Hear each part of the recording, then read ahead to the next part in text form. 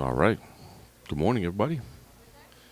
UFC on ESPN 35. Weigh-ins set to commence here in just a bit. Top of the hour, we'll get started. My man Cole Coffee over there passing over the bout sheet to Heidi Dean. Appreciate everybody joining us this morning. The hardcore crew in the house.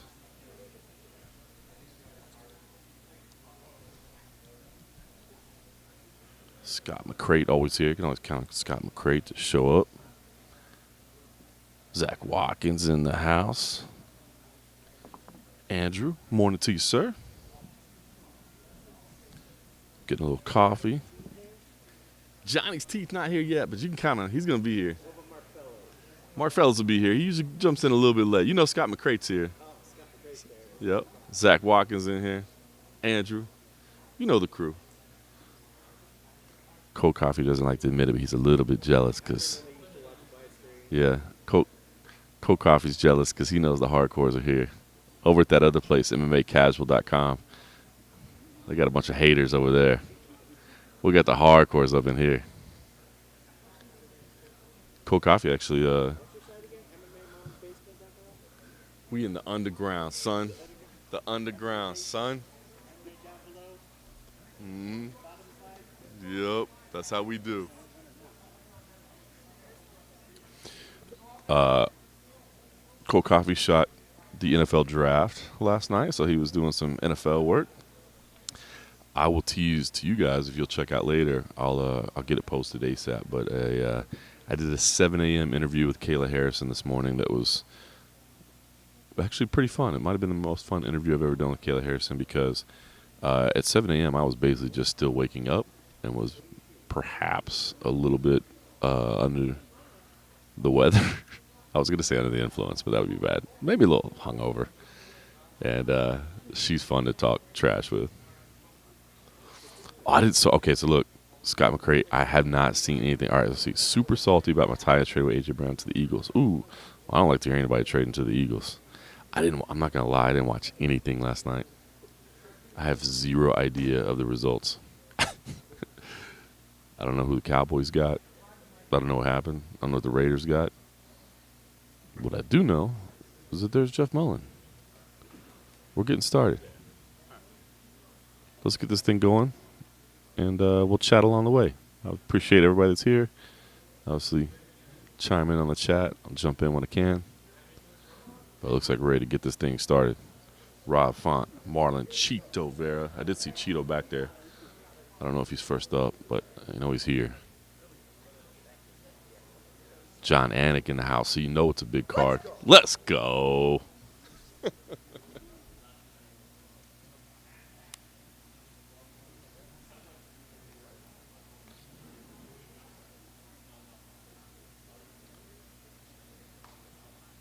see you, Josh Hernandez. How we doing? No. Go to work. My brother's here. I was just working with him. Nice. You actually have to. Yeah, he's starting to help me with my traveling. All right. Looks like 9 o'clock. Jeff, you good? All right, thank you all for being here for the official weigh-in for UFC Fight Night, Font versus Vera, and we will begin with one of the men around whom this fight card was built. The 8th-ranked UFC bantamweight contender taking part in his first UFC main event, Marlon Chito Vera.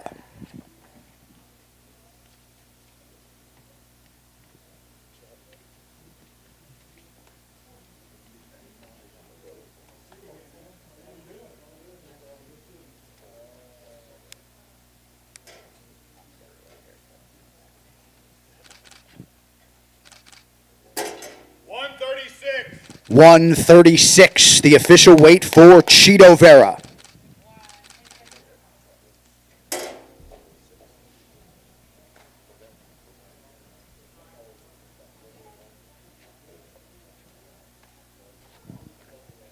All right, next fighter to the scale, also competing on the main card live on ESPN in the UFC's lightweight division, Jared Flash Gordon.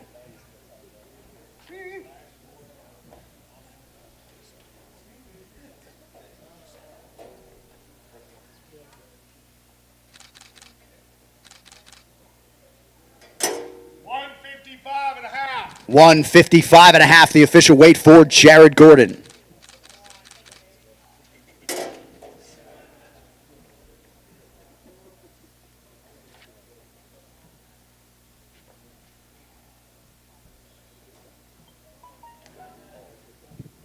All right, next fighter up, competing in a prelim live on ESPN 2 in the flyweight division, Danielle De Silva.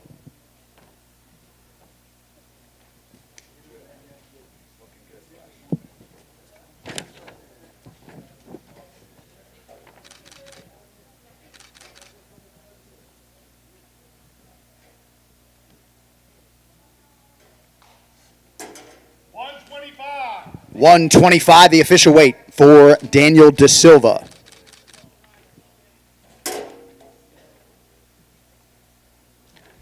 All right, next fighter to the scale in the UFC women's flyweight division, Gina Mazzani.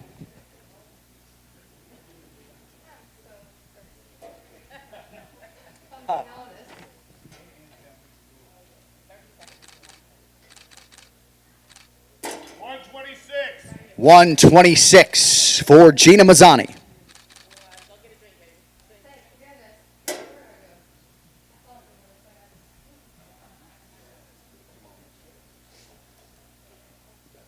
All right, staying in the flyweight division as we welcome for the first time Tatsuro Taira.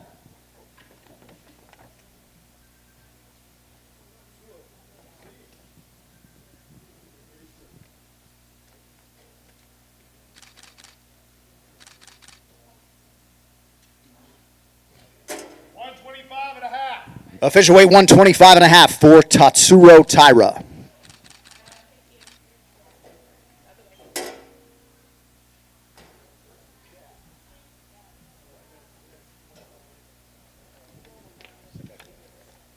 All right, now back to the UFC's lightweight division as we say hello to Mike Breeden.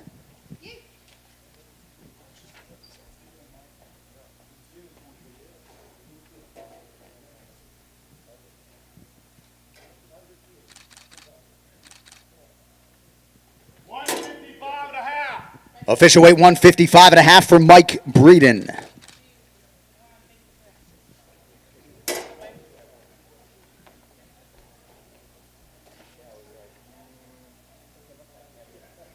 All right, next athlete to the scale competing in a featured bout in the UFC's featherweight division, the roster staple, Andre Touchy-Feely.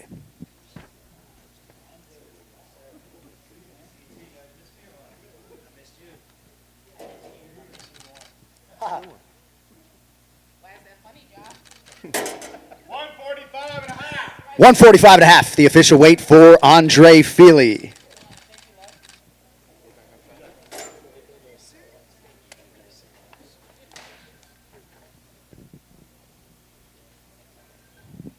All right, next fighter to the scale. Good to see this man back competing on the main card in the UFC's featherweight division, Tristan Connolly.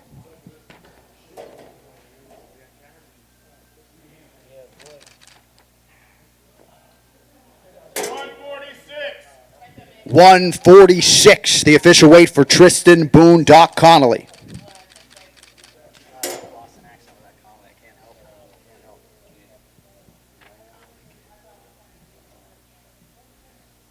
GM3, baby.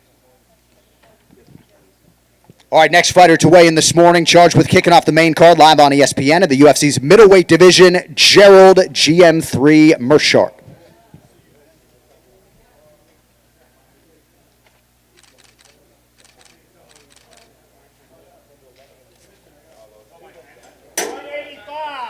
$185, the official weight for GM3.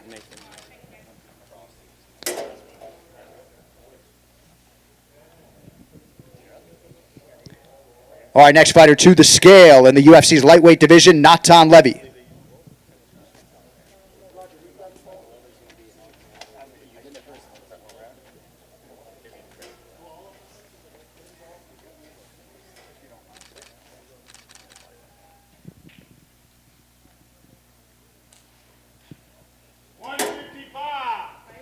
$155, the official weight for Natan Levy.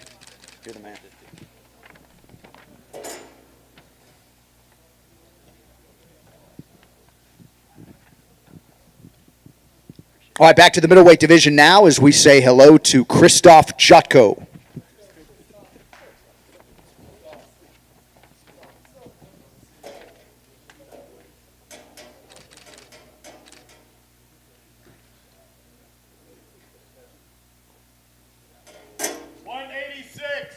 Official weight, 186 pounds for Chris Jotko.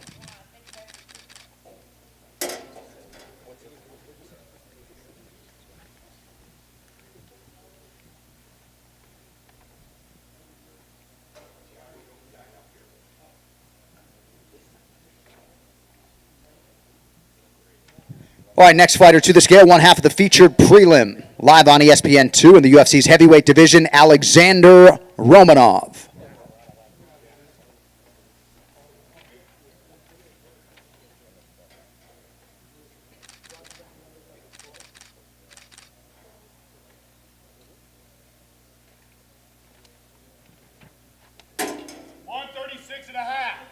.236.5, the official weight for Alexander Romanov.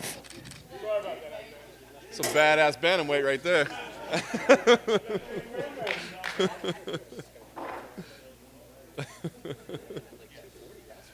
All right, next fighter to the scale, competing live on the main card on ESPN in the lightweight division, Grant Dawson.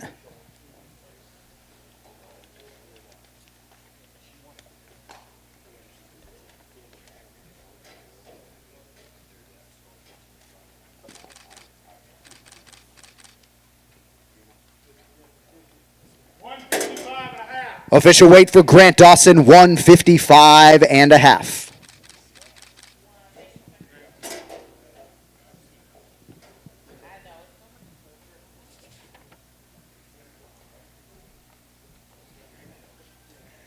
All right, next fighter to the scale, competing in a featured bout in the featherweight division on the main card, Joe Anderson Brito.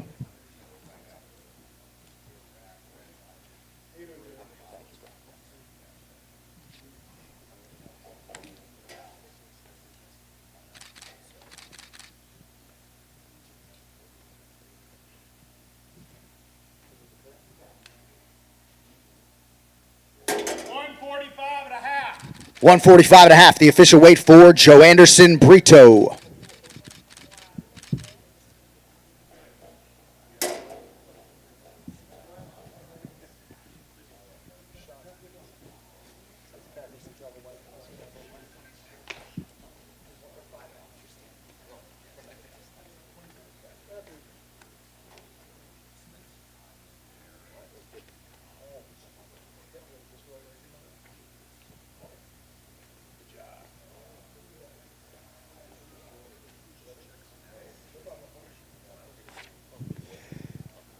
All right, next fighter to the scale, competing on the prelim portion on ESPN 2 in the flyweight division, Francisco Figueiredo.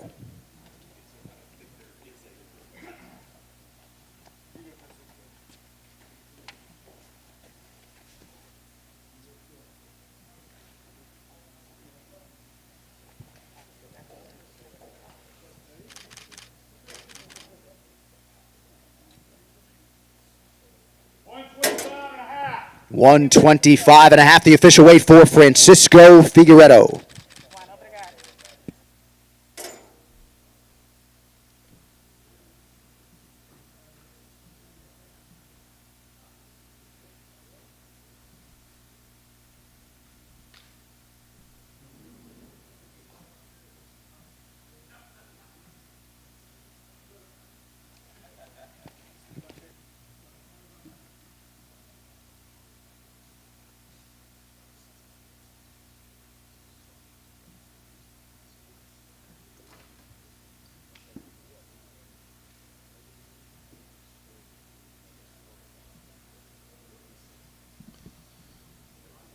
All right, looks like we finally got a break. Well, not finally. It's been 11 minutes, but let's see. Had a good run to start out there. Marlon, Chito, Vera, official at 136. A lot of the main card done. Of course, you don't have your heavyweights. You know Andre Arlovsky's going to be here at like 10:30. That's just a given. Imagine Jake Collier do the same. Haven't seen Chase Sherman either. But out of the main card, we're just waiting on other than the heavyweights, Rob Font and Darren Elkins. Prelims, outside of Chase Sherman, just waiting on Gabe Green, Johan Linus, Shanna Young, and Carlos Candelario. So, been a good start. Zach Watkins predicting one weight miss. Oh, just as I start to chat, looks like we're getting back to it.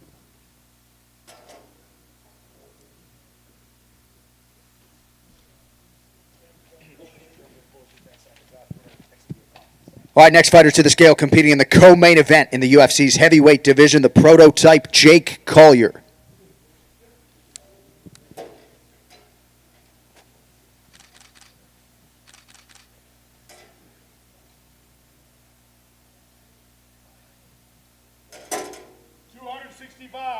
$265, the official weight for Jake Collier.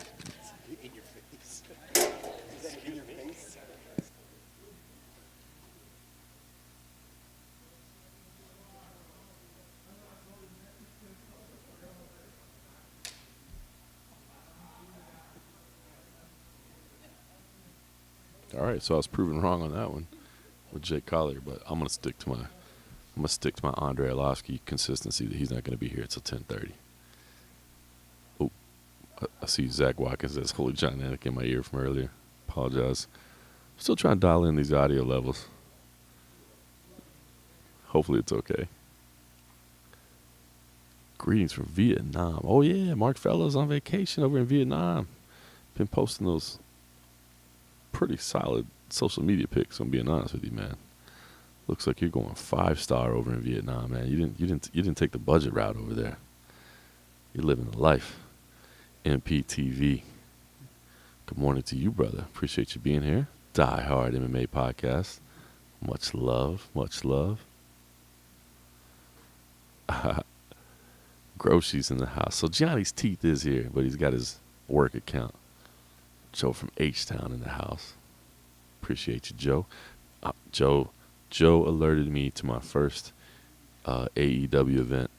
Joe hit me up on social media and told me that CM Punk's going to be wrestling in Las Vegas on May 29th. So, Joe, just so you know, I instantly texted Punk, and I'm like, bro, you're going to be here? He said, yep. So I'll be at my first AEW wrestling show. I'm going to bring out the whole family.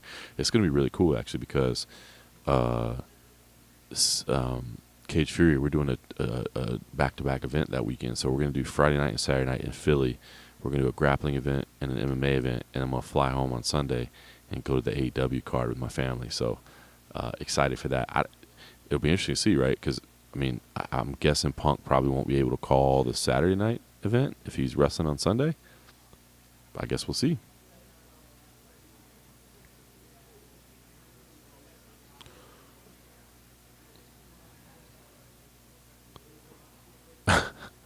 Scott Wagner said a drinking game every time a fighter walks the wrong direction off the scale. You'd have a nice little buzz going on. And I like the fact that you're thinking of drinking games at 9 o'clock in the morning on a Friday. I can respect that. Andrew says, I like to be non-biased when watching fights, but Chito makes it hard for me not to root for him. I love his story and piss and vinegar attitude with that hint of classy respect. I'll be honest with you, man. I'm a Chito Vera fan, too. And not that I don't like Rob Font. Like, Rob Font's a great dude, too, right? Incredible boxing. But Chito, you spend any time around Chito at all, he's a good dude to hang out with, man. He really is. And, yeah, it makes it hard not to cheer for him. And then, you know, add in the struggles he's had with his kid and all that. I mean, come on. Hard not to cheer for that guy.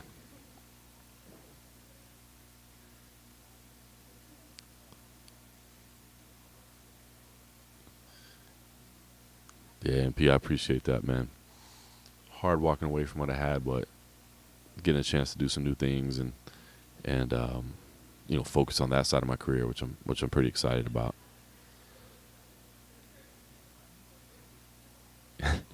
Yeah, Joe, I'm looking forward to it. It's funny. I showed my wife the little graphic that you sent me. I sent it to my wife. She's like, "So I guess we have to go."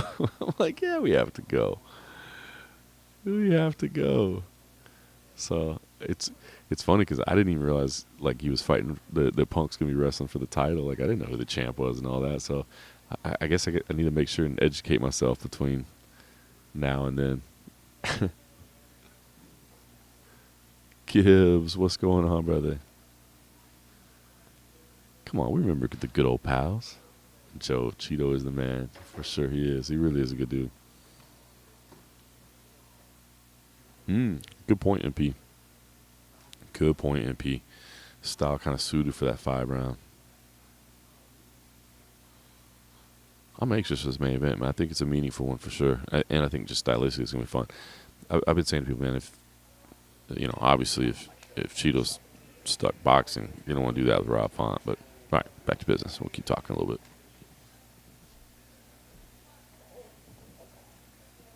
All right, next fighters to the scale, competing in a prelim live on ESPN 2 in the UFC flyweight division, Shanna Young.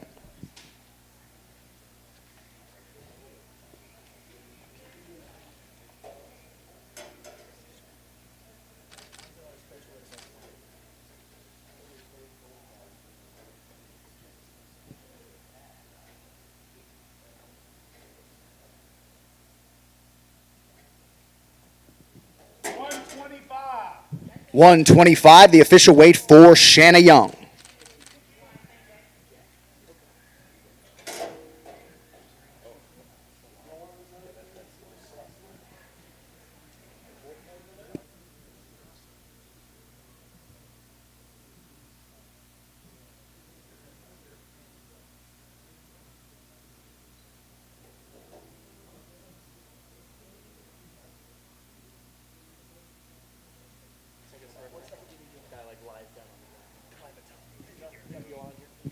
All right, next fighter to the scale in the UFC's welterweight division, Johan Lainus.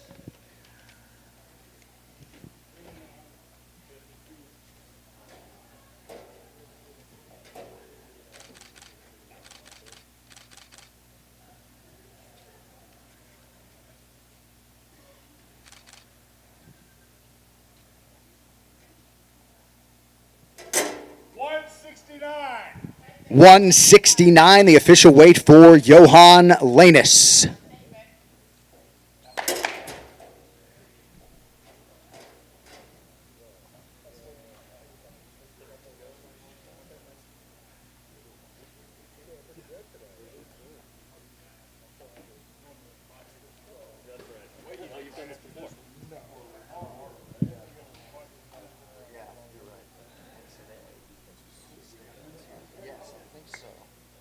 And I would just say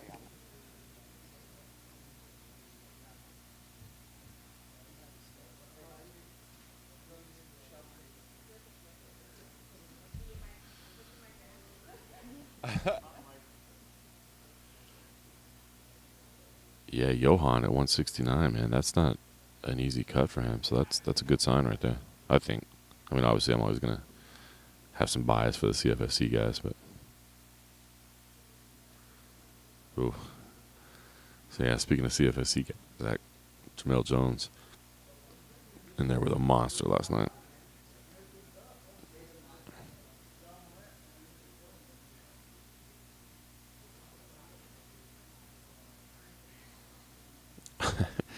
Gianni's teeth got the value on Chase Sherman.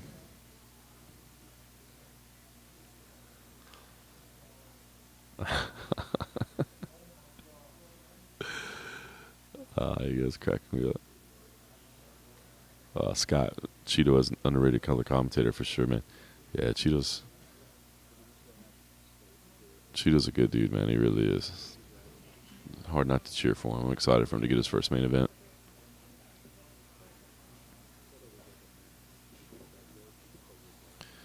I was watching the On the Line show last night. I think Gianni's stepping up his game. He had like a lot of like opponent win percentage numbers. I like that. I like that throwing out there. It's funny to me like watching that show. Like I don't gamble on fights, just because I've said this before, but I feel like if I have money on fights, like I'm not really looking at it from an unbiased point of view, because at that point I'm invested. Like it's kind of a conflict of interest, right? Like I literally have a rooting interest in the fight. But it's interesting to me that when they break down the fights, like they talk about percentages and probabilities and values and all that. I find it intriguing, man, because you're not even really talking about the matchup. You're just talking about the number. And I guess that's the way you're supposed to do it. Oh, back to action. All right, next fighter to the scale, a man who needs no introduction in this room, competing on the main card on ESPN in the featherweight division, Darren the Damage Elkins.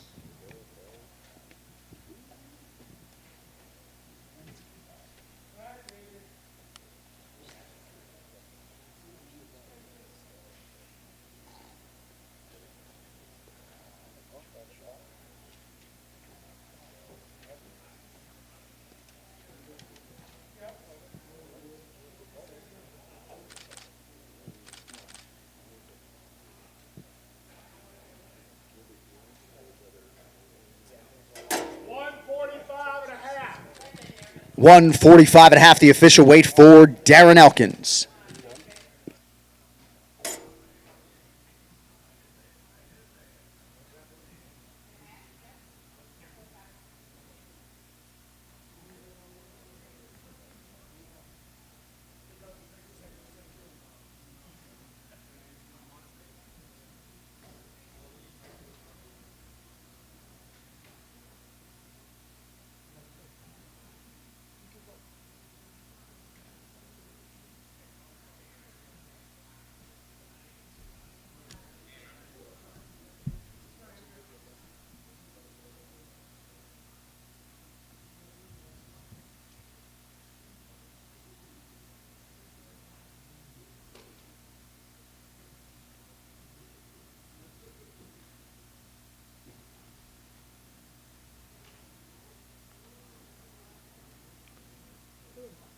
Darren Elkins, all official. Was great at his media day the other day. It was super short. I felt kind of bad afterwards because it was so short. When he walked off, I was just like, "Hey, man, you don't even have to sell a fight. You know what we're getting." And he as he's walking out the door, he just says, "There will be blood." I love that. Oh wow, Zach Watkins can't bet the PFL anymore. Michigan. That's crazy. Yeah, that was a that pre-recording thing, man. You know, if you go back and look at it, and I talked about this before, if you go back and look at it, like, PFL wasn't trying to be shady with it, but they weren't as transparent as you need. A big learning lesson for them, for sure. I don't think it'll affect things necessarily moving forward. Those contender shows were obviously a lot different than the actual shows that, I mean, you know, you have people live tweeting and you have people there and that sort of thing. Like, it's all a lot more verifiable. Like, you know, I think the fact that it was on Fubo, like, no disrespect to them, but or Fubo's the brand. Fubo's the clothing brand, and Fubo's the TV, right? Yeah, sorry. The fact that it's on Fubo, I think people don't necessarily know that, so it's kind of a bad storm of events, but I don't think it'll be a problem. I mean, the rest of their stuff's all live, so hopefully they'll get it back going for you. Zach Kaufman almost threw down a little play on Jamel Jones last night. I mean, look, in my head, I was definitely pulling for Jones. He looked good, by the way. Jamel Jones looked like he was in shape, man. It looked like he had, taken it serious, dropped a little weight, got in shape, but dude, he was just up against an absolute monster. Scott McCray making some cash off Jed Mashu's picks. That's good to hear. Does he, for years and years and years, I would never even visit MMA fighting just out of principle. I wouldn't even allow myself to click on it. I guess now maybe I'll have to check it out.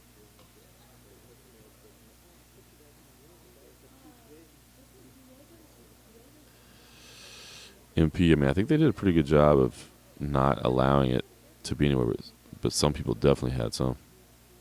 But that's definitely the damage, or the risk. Sorry, I said the damage because I was looking at groceries. The damage comic link.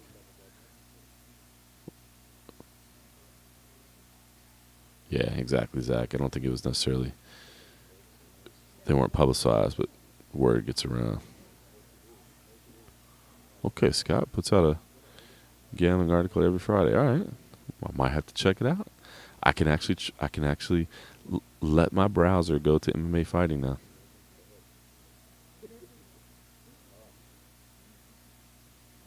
Yeah, that's it, Zach. Too many people involved. I mean, hell, even the fighters themselves. That'd be funny, right? Like if you lost.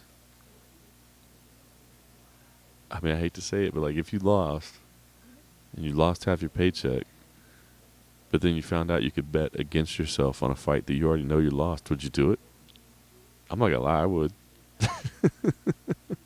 Like I know I lost this fight. I was there. I lost it. I'm betting every possible dollar I can get my hands on against myself in this fight that is airing tonight. Or would you just be like too hurt and upset to do it?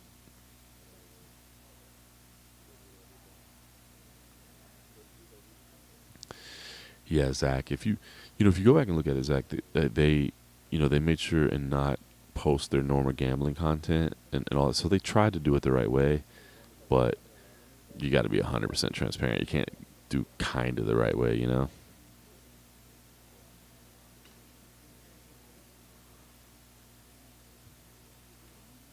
Sorry, Grocery. I promise you it's not me. I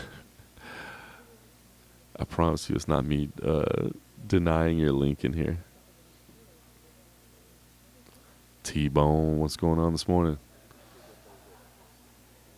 Anaru, nothing on 276 from me, I don't think. I can't keep the numbers straight. What we're talking about. Let's see.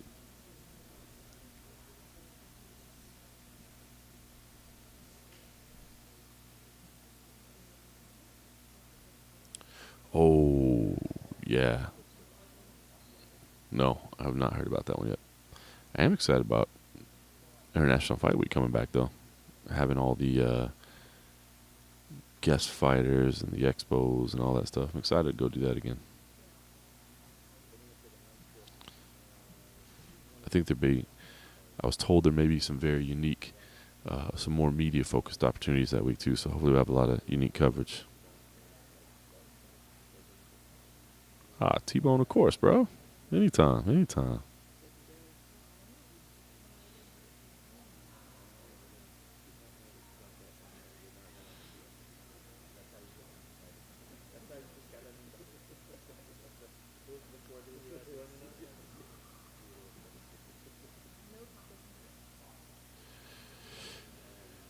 Yeah, you guys are dead right. Zach Kaufman and Zach Watkins, you guys are both dead on. It's like they weren't trying to be shady, but they didn't go out of their way to make sure that it was 100% right either. It was kind of those, I bet nobody will notice. What's the big deal? But I mean, look, I can tell you in talking to those guys when I was there last week, they learned their lesson. They have wholeheartedly embraced their mistake. And they realize they can't do that again. So I wouldn't worry about it moving forward, but I can understand why most people would be concerned. Yes, sir, T-Bone. Oscar out there at the boxing this weekend, I believe. I think I saw him out there doing the Taylor Serrano fight out there in New York. MP almost sound like a butthole. That's a butthole. That's a word you just don't hear that much anymore. I appreciate you, MP, bringing it in. Joe, I did not check out any of the draft. So not only did I not go down to the strip, but I didn't even watch it on TV last night, man. I was watching PFL last night. I kind of wanted to tune in, but then the truth is, like, I do like football, and I am born and raised in Dallas, so I'm always gonna be a Dallas Cowboys fan. And now we got the Raiders, and the draft is always cool. But then I realized, like, I didn't watch any college football. Like, I don't actually know who these people are.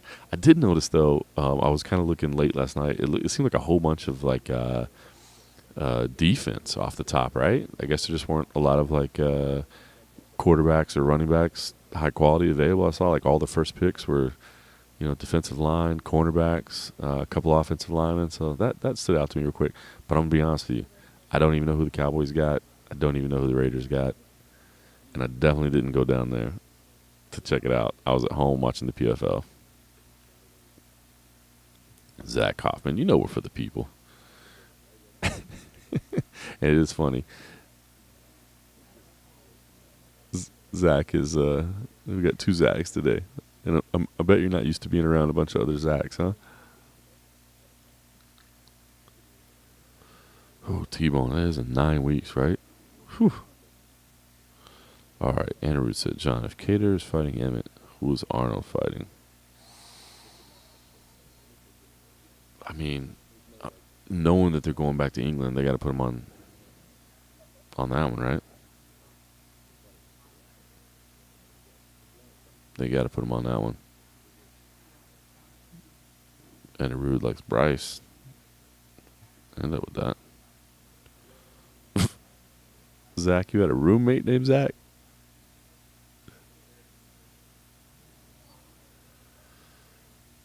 That's funny. Like me growing up as John, obviously. I mean, I'm always around other people with my name. But Zach? Oh, and Rude doesn't want him on the England card. Wants a main event.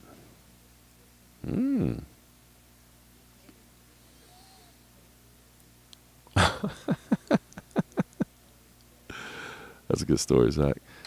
Scott, we got a lineman from Tulsa, boom or bust.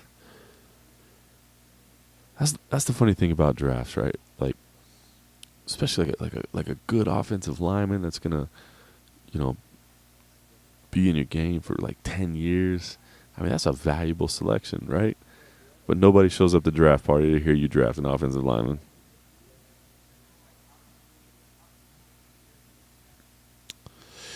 And yeah, Zach Watkins, you're dead. You're dead on there. Those were the two fights that they were going for, but they were uncertain about if they could get Jones Stipe done. They were uncertain if Kamara would be healthy or not. So Scott McCray said, "I wish I would have tuned in." That's funny. And Andrew, yeah, Hina Fajeda. My God, that's a scary dude. Scary dude.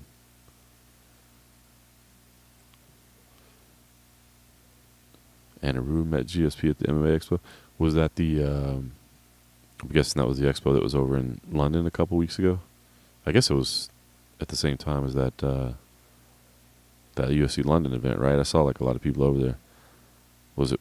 Who else was over there? Was it Mark Coleman I saw was going over there? I don't know. I remember seeing a couple MMA legends were over there.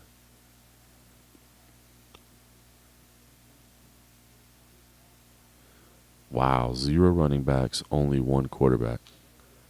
It was all defense and wide receivers. That's crazy.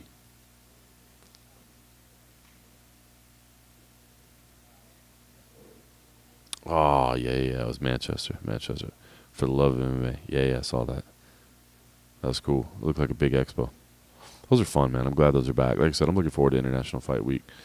Kind of have the big, just fan signings, meet and greets everywhere. No, Zach, I was watching that London event on TV. It looked like an amazing experience.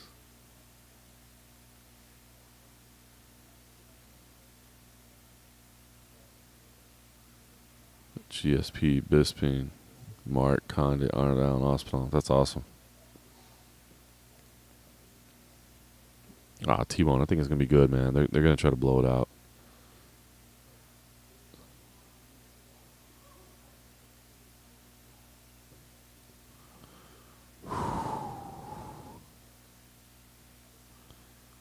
Mark Coleman is the hammer, Andrew. Mark Kerr is a smashing machine. Amazing documentary, by the way. If you haven't seen it, definitely worth it. And Scott McCray, man. Oh, Dubronx versus I keep going back and forth on this one, man. I keep going back and forth on this one because, listen, we all love Gaethje, right? Absolute killer, fun to watch, and he's gonna do some damage in there, right? He's gonna hurt. And we always think about Charles Oliveira as the guy that it's either hammer or the nail, to use that cliche, right? But I think he's shown in recent times that he can battle back from adversity. He can battle. He's not that guy he used to be. It's just not who he is anymore. And when you think about that submission ability he has, because you go through his track record, it's like every submission. It's not like, oh, he's got a really good rear naked choke, so you just got to make sure he's not on your back. Like, nah, he's dangerous everywhere, man. He can grab you from anywhere, and he's got that range to him. He's got that lanky frame. So, I mean, I feel like Gaethje's the right pick. Power, aggression, gonna put it on you. But Oliveira in that dangerous submission game, man. I'm going back and forth on it, man. I'm going back and forth on it. You want to pull for Gaethje, of course, just because he's the highlight, man. We love watching him fight, but you can't write off Oliveira.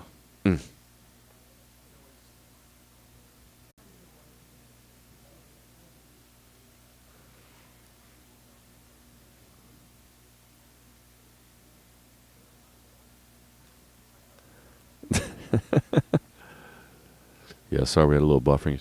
Why is the Wi-Fi here an issue at the Apex?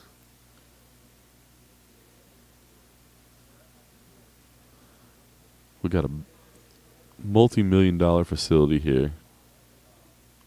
I'm connected to their Wi-Fi, and we end up with some issues.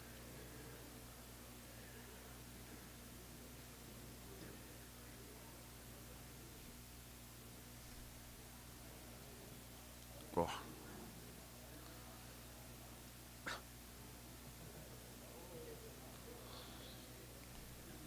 I'm going to go get a refill of my coffee. And nah, Zach, they don't give us an Ethernet. A little hardwire. Trust me, I roll with a hardwire in my pack at all times. Because if there's an option, you got a hardwire. You got to go with the Ethernet. Yeah, Groshi / Gianni's Teeth. You get it. You know exactly what's going on. ESPN got that. They got that exclusive password. We just got the general media password. We didn't get that. We're paying you $1 billion password.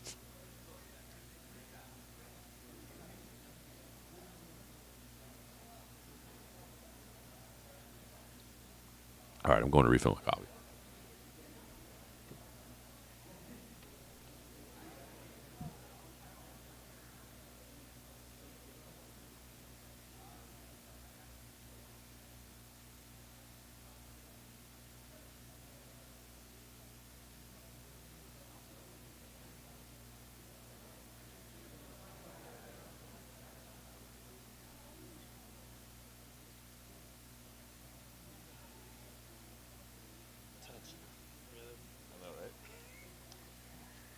You know, it was Megan.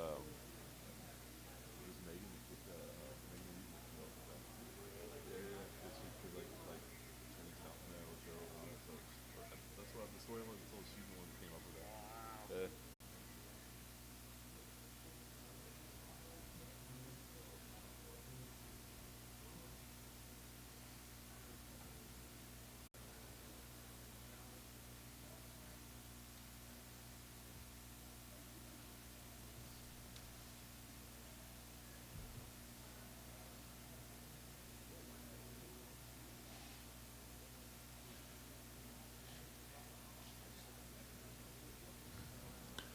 This is ridiculous, but I'm going to try switching to my phone.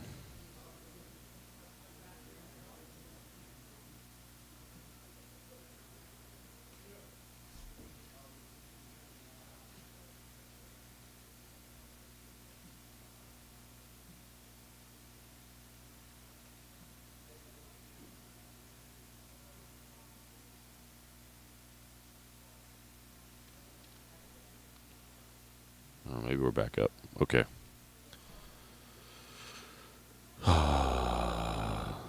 Headaches. All right, let me go back here. Let's see.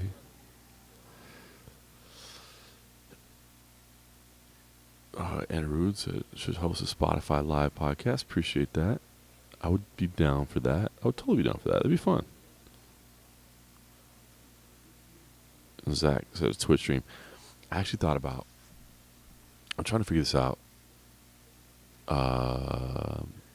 Well, I can't say too much right now. This is no plans, but I'm working with somebody new, but we got to get the contract signed. But I was kind of thinking about that. Like for instance, I'm not going to go to Singapore. So maybe there's a way to do like a stream, a watch along, or whatever, because I'm not going to be there, and like just writing up a recap of the fights. Like, I don't think you need me to do that. There's already enough websites out there doing that, right? Does MMA Underground, the UG, do we need to write up a recap of the fights? Like, I don't think we do, actually. There's already enough of those out there. So what can we do to just kind of interact and hang out with you guys? You know what I mean? So yeah, we're talking about that stuff. I think it'd be fun.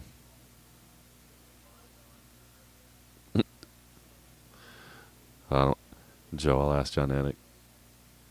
I don't want to interrupt this conversation with Heidi, but I'll ask him.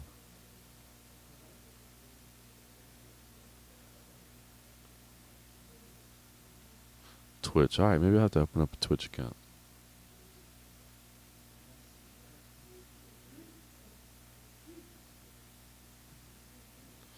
Yeah, Anik's like right here in front of me, but he's talking to Heidi Dean, so I don't want to interrupt him.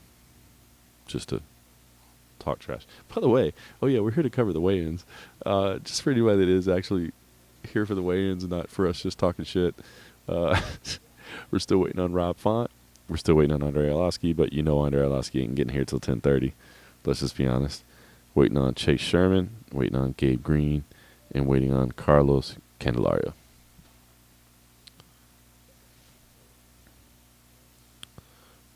Scott, I'll ask John Anik that as well. As soon as he stops talking with Heidi. Like I said, I don't want to interrupt this conversation. I know that there's a website that usually publishes stories like that, but I don't go there anymore. Yeah, Jocko did weigh in. 186 to GM3's 185. Alanja.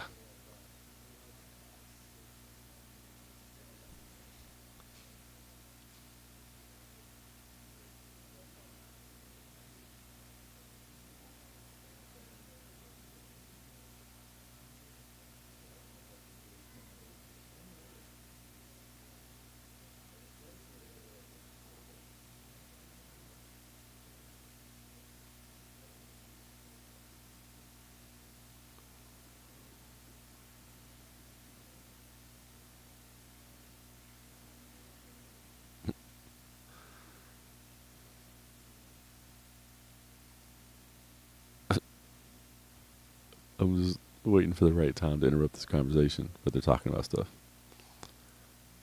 All right. Andrew says, John, pick one fight which doesn't make sense, but it's fan friendly. All right, hold on. I want to hear what you guys' answers are to this. I mean, I feel like if we're talking fan friendly, you got to start with Justin Gaethje, right? I mean, you got to start with Justin Gaethje. That's the fan friendliest dude there is.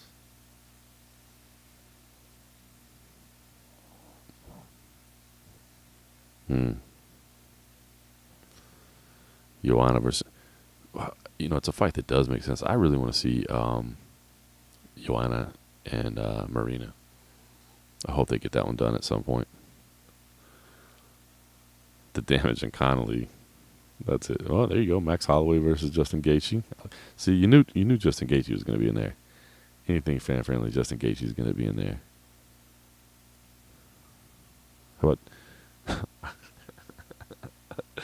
How about? Hey, now you said it can't make any sense. How about Justin Gaethje and Alex Pereira? That'll make no damn sense. Ooh, okay. Look at Andrew coming in with Bobby Green. Boy, yeah, Bobby Green. How about Bobby Green, Justin Gaethje? Now I'm getting excited. That'll make no damn sense. I love this. Can you imagine? Oh, I'm literally getting myself excited right now thinking about what that fight would look like. The aggression of Justin Gaethje, the counters and the rolls of Bobby Green, talking shit to each other the whole time, just going crazy. Oh my God. Legit. I need to see this fight. Andrew, you just got me excited about a fight I'll never see. Now I hate you. I'll never see this fight in my life. Oh, Zach Watkins, you wrong.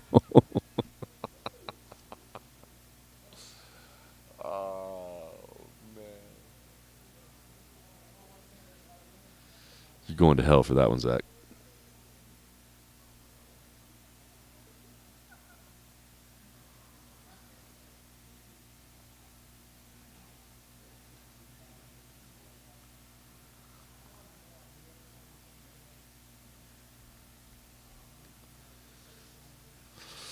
Conor versus Gaethje. They got that history. Mike Jackson, Ryan Hall. Yeah, what do you do with Mike Jackson now, right? It's tough to match him up, man. What a weird situation that was the other day. Cowboy versus Bobby. I'd take that. Good call, Joe.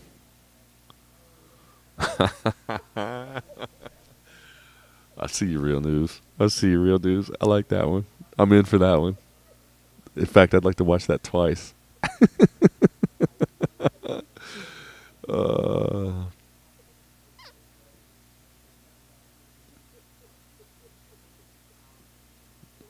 Boy, that'd be fun, man. That'd be fun, Andrew. Yeah, it might happen. I've never in my life thought about that until just now, but I would like that fight. I haven't gone back, Zach Watkins. I have not gone back and watched it since that night, but I will say that night I was pretty convinced that was a terrible stoppage. And it sucks because, like, Liz Carmouche is one of the coolest, nicest, most professional, awesome people you'll ever be around. So, like, to see her win a title, so happy for her. So happy for her. But I was like, man, that stoppage seems a little bit soft to me. So I guess the good news is it looks like they're going to run it back. Hoping she had some kind of title escalator in there, so she's going to get paid more for it.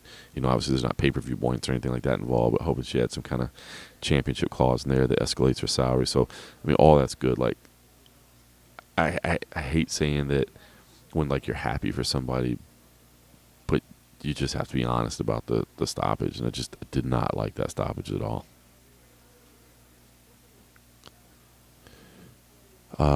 Zach Kaufman. Yeah, normally the fights are 4 fights. Normally the contracts are 4 fights. That's kind of the standard these days is 4-fight deals. So, good answer, real news.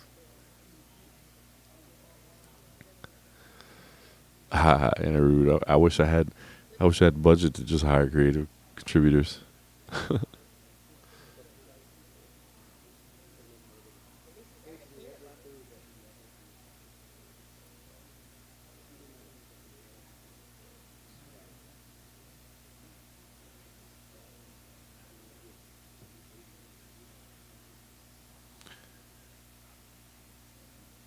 Taporia versus Max Holloway, that'd be fun.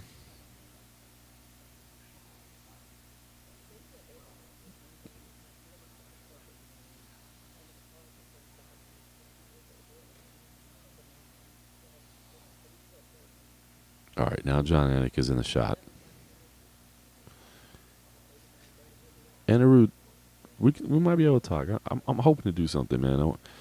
Again, this is not the fastest process of building everything out over at the new spot, but I'm hoping to do some stuff. So, but I don't have any budget right now. Got to get some income, and then income comes to budget. Joe from H-Town, media turnout's pretty decent. I'm counting. Let me see here. 1, 2, 3, 4, 5, 6, 7, 9 people, including me. 9 people.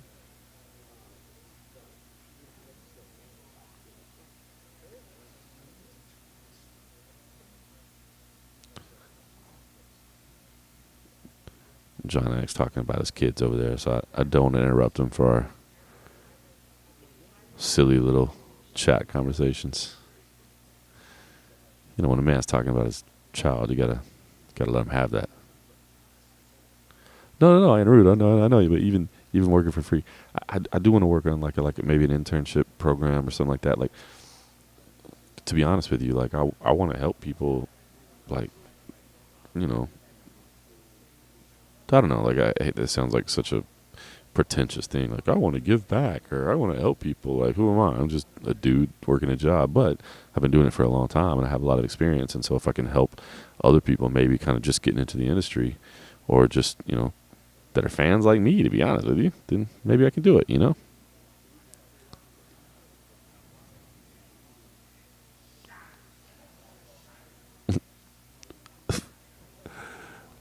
This is the real John Anik that you're seeing right here. Hat back. Moving back and forth, excited.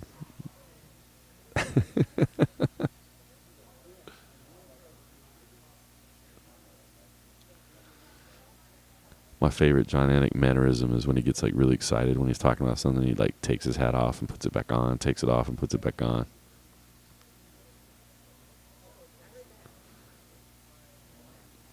PhD student. Oh, you're far too intelligent for me, sir.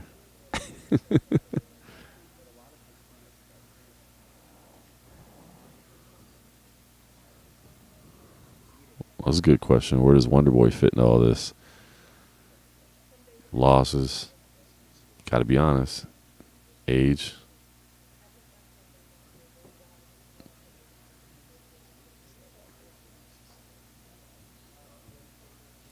All right, Jeff Mullen getting back in place. Looks like we're back to business.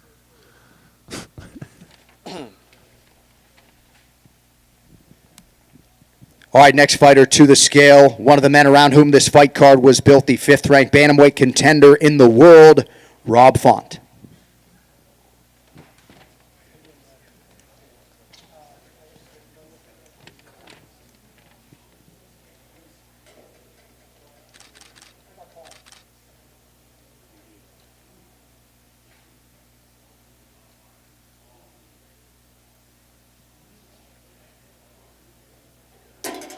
$138 and a half.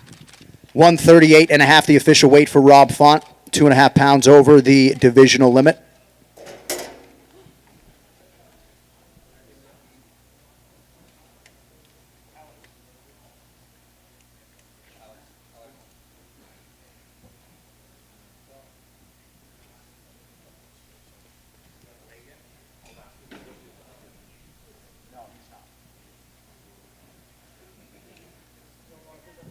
Rob Font is done cutting weight.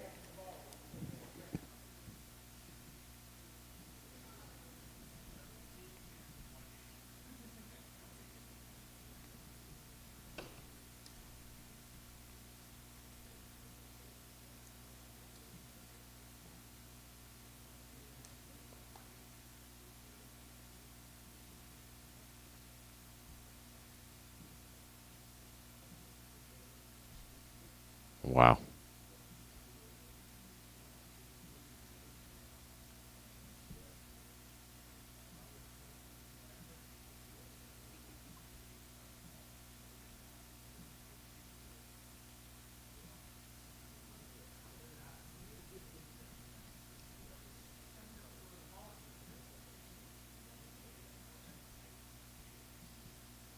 Gonna have to get up something on this real quick, so I'll be out for just a second. But disappointing, obviously, for everybody involved.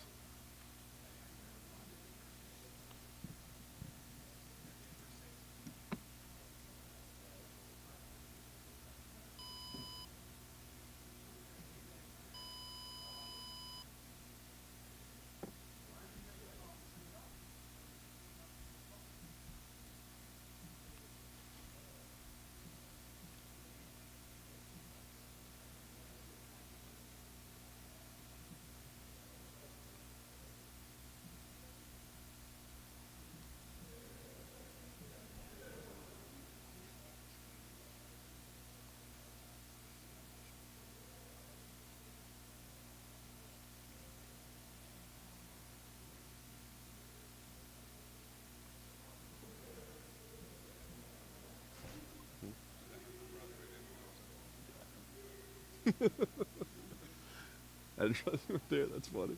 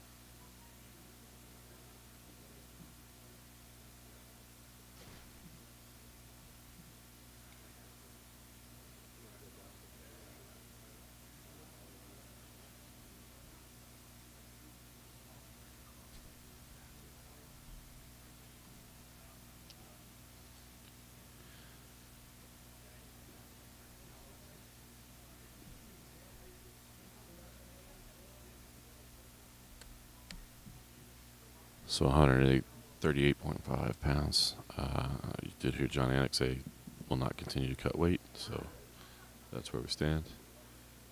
Looks like Jeff Mullen is back, so waiting on John Anik.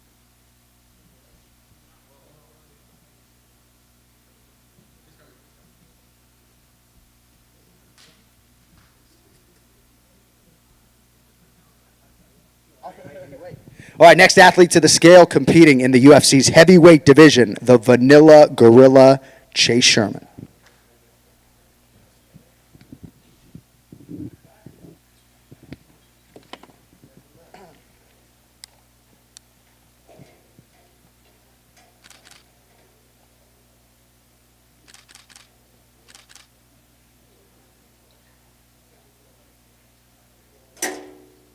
$247. 247, the official weight for Chase Sherman.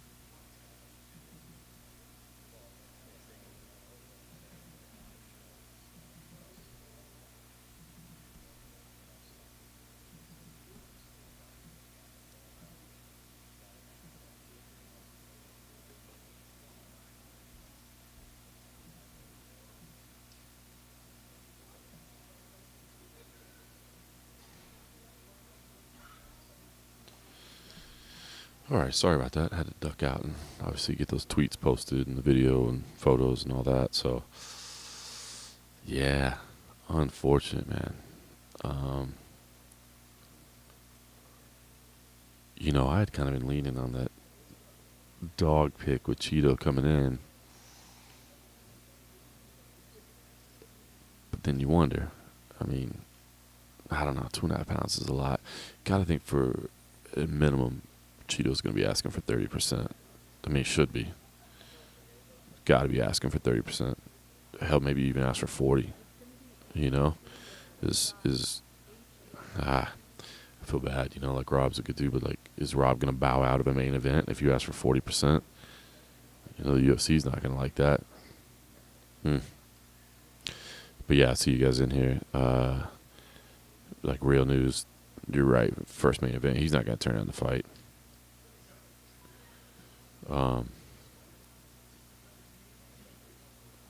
We'll see. Thanks to now. I think that's a compliment, right? It's a compliment, maybe. Yeah, we'll pass along word as soon as we can, obviously, but no word yet. But yeah, you got to imagine the fight's happening. But I would think it would be more than 20%.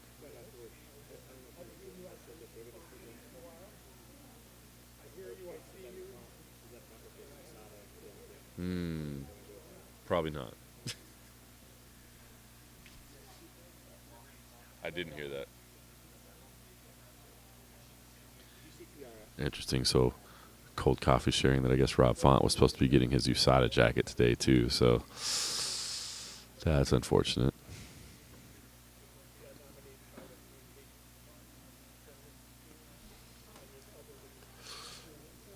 I dig it, T-Bone. Yeah, man. I want to do that somehow. It's weird to me, right? Because like, I don't want anybody to feel like they're getting taken advantage of. And obviously, we can only have a few spots. I mean, we can't do a ton of people. But I don't know. I want to do something. I will do something. I'm not saying I want to do something. I will do something. I wanted to do it in MMA Junkie. I wanted to do it at USA Today. But that was a huge corporation, and it was tough to get things done. Now we're for a very small company, and we can do stuff like that. And I think it would be cool. So we'll see. Well, that's true, Zach. You didn't fail a test. I mean, like, I don't know. It's just weird. Like, oh, you missed weight, but you didn't take a diuretic that may have helped you make weight. Just weird. Oh, yeah, Scott. That would be. What would I get? I guess that's what that's what you'd have to do, right? You'd have to go Arlovsky Collier as main event, right? Former champ. Heavyweights. I think Fili Brito is going to be a badass fight. So that might be the one I would pick. But in name value, you got to go with Arlovsky.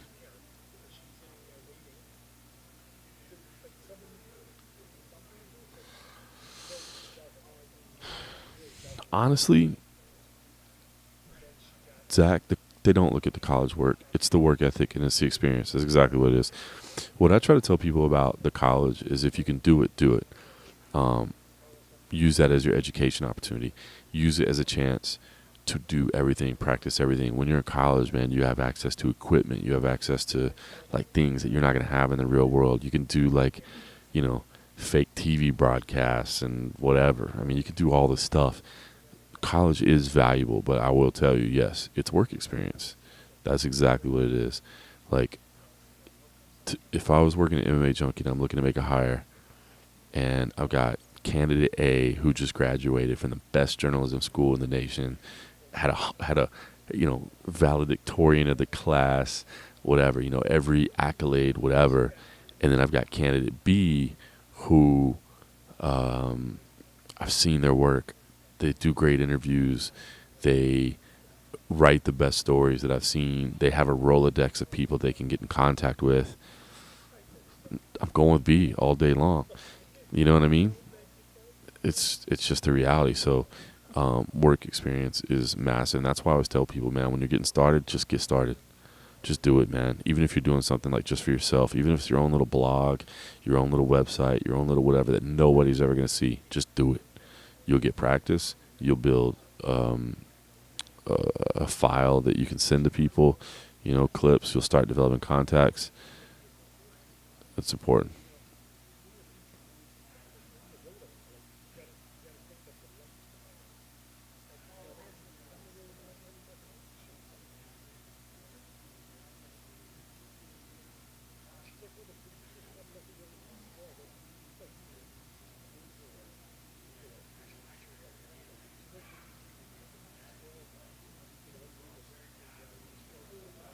And now I'm reading your comments.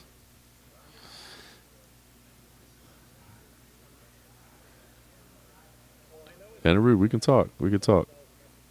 I kind of want to do something like that. Like, I want to give people a platform to write about, Tonight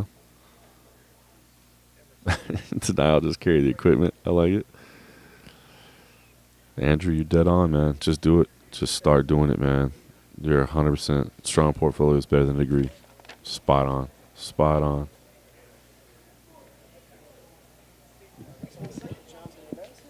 All right, next athlete to the scale, one half of the co-main event in the UFC's heavyweight division, making his 38th UFC appearance, the former world champion Andrei Arlovski.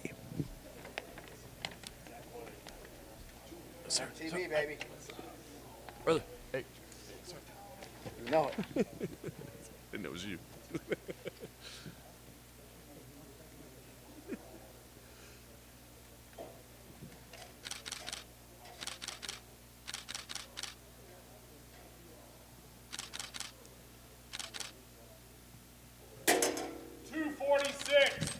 246, the official weight for the legend Andrei Arlovski.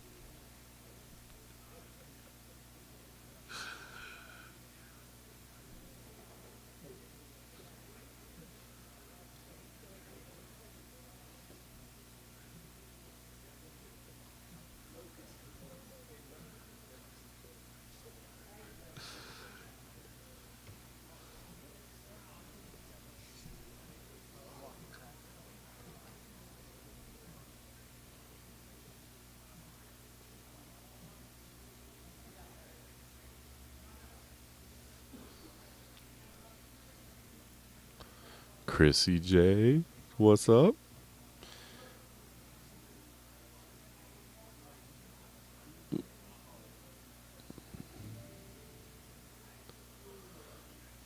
Simon Head in the chat. I love it. You nailed it.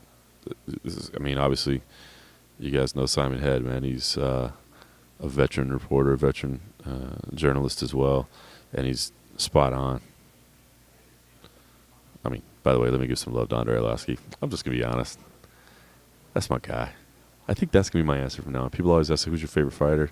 I still lean heavy towards Cowboy Cerrone, too, but it's either Cowboy or Andre. They got to be my guys.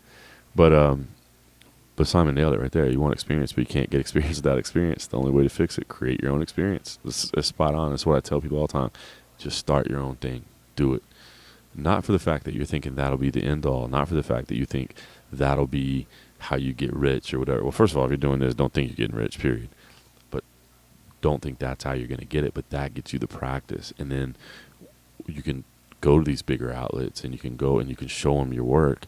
And in the meantime, not only do you have a portfolio that you can show them, but you've been getting practice the whole time. You've been getting experience and you've been developing contacts and you've been whatever. And all that stuff will pay off for you in the end. All that stuff will pay off for you.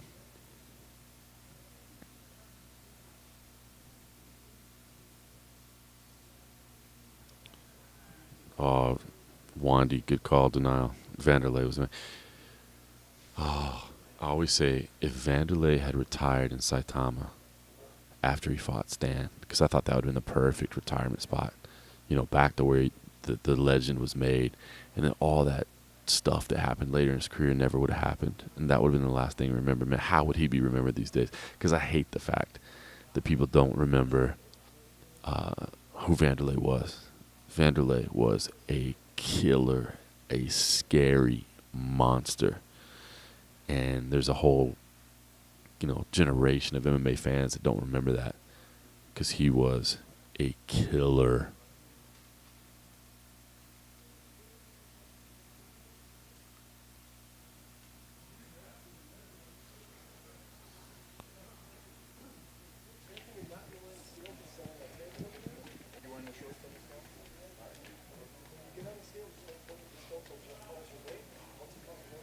All right, just waiting on Gabe Green and. All right, next fighter to the scale in the UFC's welterweight division, gifted Gabe Green.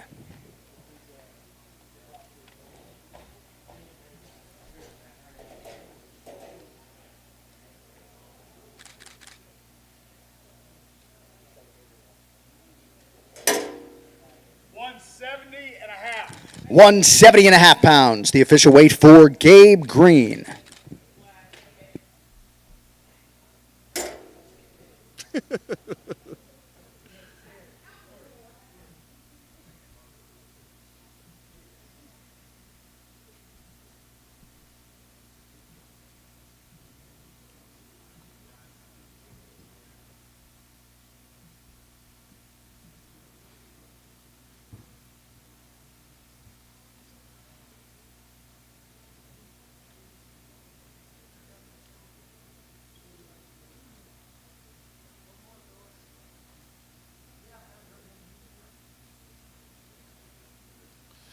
All right, so just waiting on one more at this point. Carlos Candelario. Oh, Zach, try getting in with the CFFC crew. Keep at it. There might be some big things happening this year. As you saw, Rob Hayek stepped out of his president role. He's a CEO now, basically focused on growing the brand, creating some new opportunities, and Brad is stepping up as president, which is cool to see, man, because that dude has been grinding behind the scenes. So maybe some fun things happen at CFFC this year. Oh, y'all should have told me. I could have turned down John Annick's mic. Sorry. This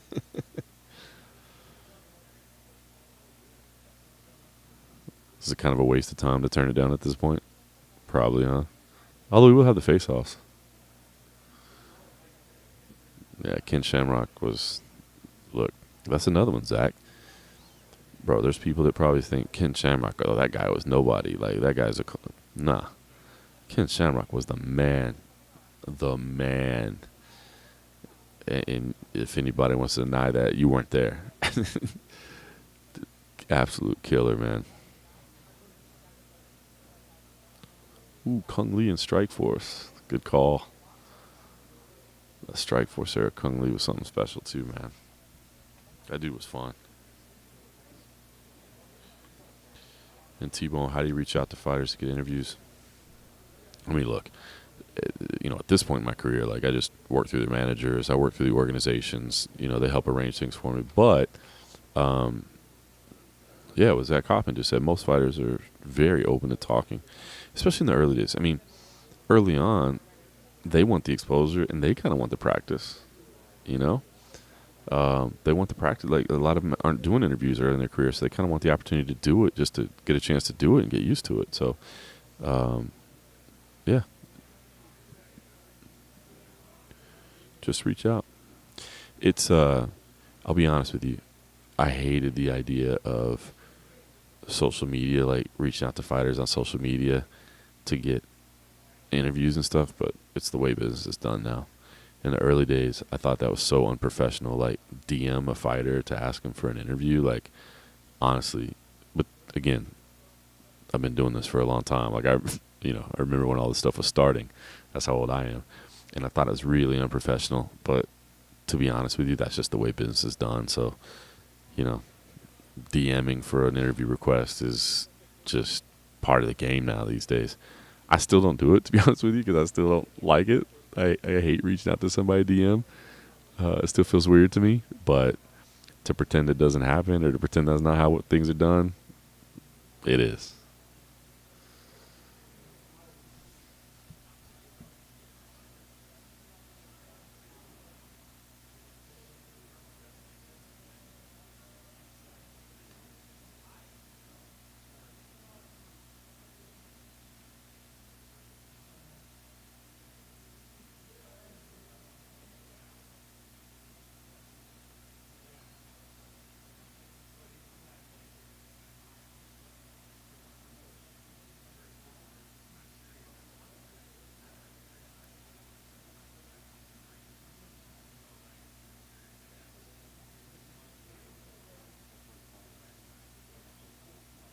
I get it.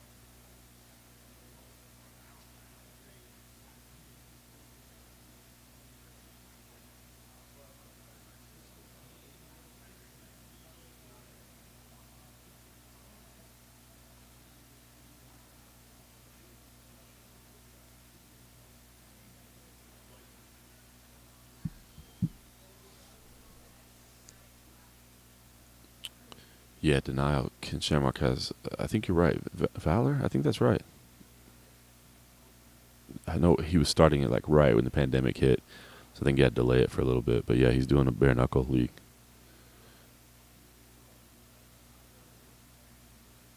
Frank was a monster too.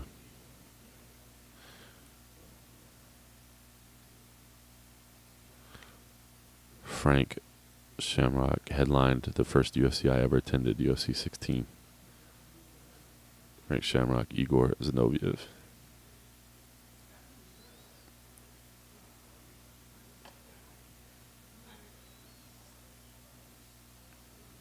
Hmm.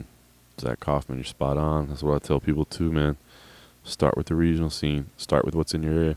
I think like some of the international people have a not an advantage, but like they have a natural market, right? Like, you know, I'm covering French MMA or I'm covering Polish MMA or I'm covering German MMA or whatever it may be. You know what I mean? I think that's natural. Like I'm gonna cover everybody that comes out of this country, and that's your niche. Because what I tell people is, don't try to do what's already being done. Like you're gonna start a website and try to compete with MMA Junkie, MMA Fighting, ESPN. Good luck with that. I wish you the best, but it's like it doesn't make sense. But if you do something unique from a different angle, then you have a chance. And as you said, you start with your regional scene. All of a sudden, you start making contacts. Now, you're interviewing a prospect that's 1-0 or 2-0, and then he makes it to the UFC, and he remembers that you were the first person that ever gave him an interview. And in the meantime, you become friends with his coaches and his training partners, and it's not about becoming friends, but just about having a relationship with them. So now, you're getting some news tidbits and things along that, and it just this is a small world, man. The MMA world is actually pretty small, and it's all interconnected. And you'll be surprised how quickly you can develop contacts and that sort of stuff.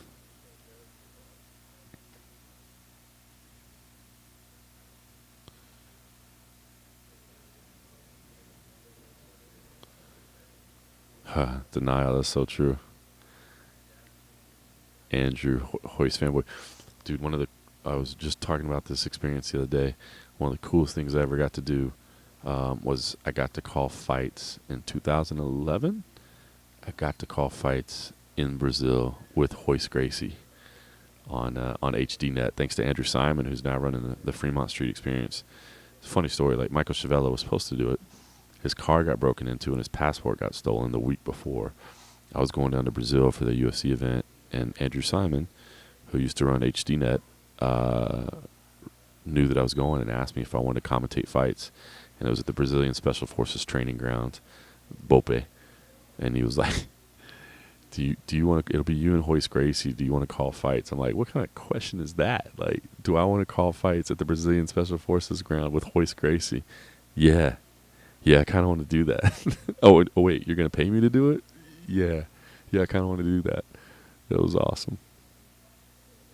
Glover Teixeira was on that card. It was the main event, I believe.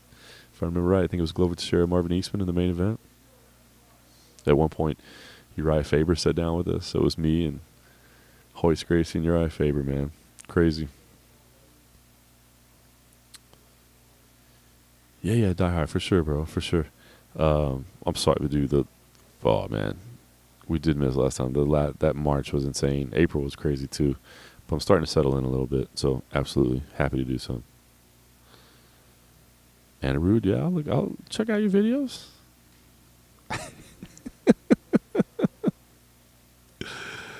And Scott McCrae is right. You just that's the biggest thing about MMA media is don't type in all caps.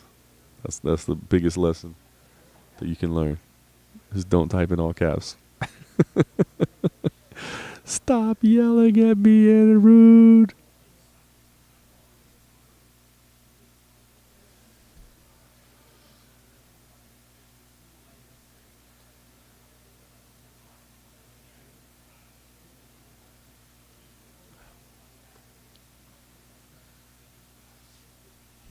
think we all agree the only acceptable use of capital letters is if you do it Tony Ferguson style.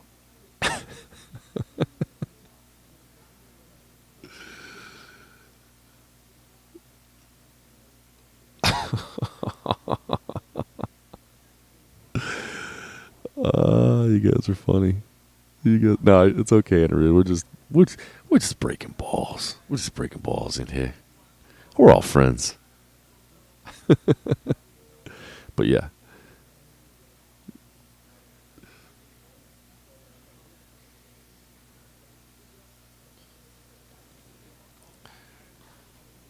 Yeah, Die Hard. Shoot me an email. I got super behind for a while. There was just so much going on. Just, I mean, personal stuff that comes with changing too, like shopping for health insurance and stuff like that. Like, I don't have health insurance anymore, man. So I had to like figure that out. Holy shit, is that complicated? Stuff like that.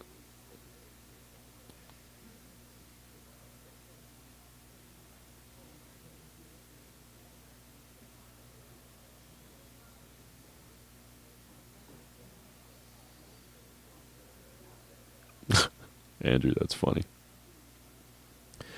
Dude, Andrew, I see. So I'll tell you a funny story about Hoist. So so we're doing the commentary, and I'm like, dude, I'm sitting here with Hoist Gracie calling fights. This is insane. The first fight, within like 10 seconds, 15 seconds, like it's literally like the opening sequence. There's the fight is in a scramble, and they go to set up an omoplata. And, again, this is 10, 11 years ago. I think I've gotten a little bit better at commentary since then, but I'm like, oh my God, like we're like 15 seconds in and we're in an omoplata sequence. Like I've got Hoist Gracie right here. So I'm just like, Hoist, he's got that locked in. It looks like all he needs to do is just, sit up to finish it. And I probably said too much. Like, so as play-by-play, you got to kind of act dumb to let your color guy like kill it. But I guess I was trying to show that like I knew what I was talking about. So I was like, all he has to do is just sit up to finish it, right? And Hoist just goes, yes. And that's all he said. I was like, oh, shit. This is not going to work out very well. But luckily the rest of the night was a lot of fun. But I'm like, I got Hoist Gracie about to walk me through an omoplata sequence. And he just says, yes.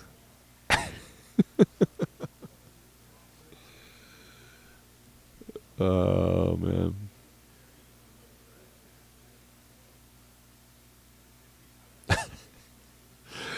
Denial. It is like Morse code. I'm looking forward to seeing Tony, man. I like Tony a lot. Oh, T-Bone, well done.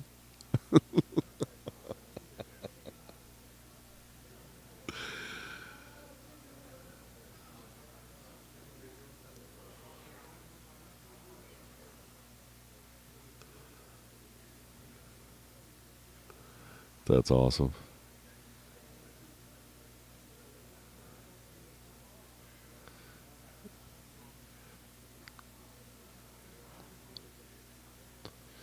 Yeah, Denial, man. It's cool. Like, I flew.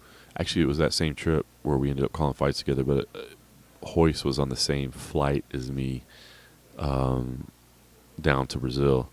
I think we went, if I remember, I think we went like Vegas, LAX, Rio. But he was in the airport, and it was so cool. Like, I wasn't next to him, but it was just, he gets treated like a rock star, and especially down in Brazil. Oh my God, he gets treated like a rock star. Like, it's so cool to see, man. To see somebody that helped start our sport, right? I mean, this thing that we're all passionate about. Did he create the rules? No, but okay, other people started it. But you know what I mean? Like, he was there. Like, he's part of the reason. I mean, I know he's one of the reasons. How many people watched him for the first time and were like, oh my gosh, this is different than I thought. I mean, the first time I saw a triangle choke, I was like, what? But it's cool. He gets treated like a rock star, man. It's really, really cool.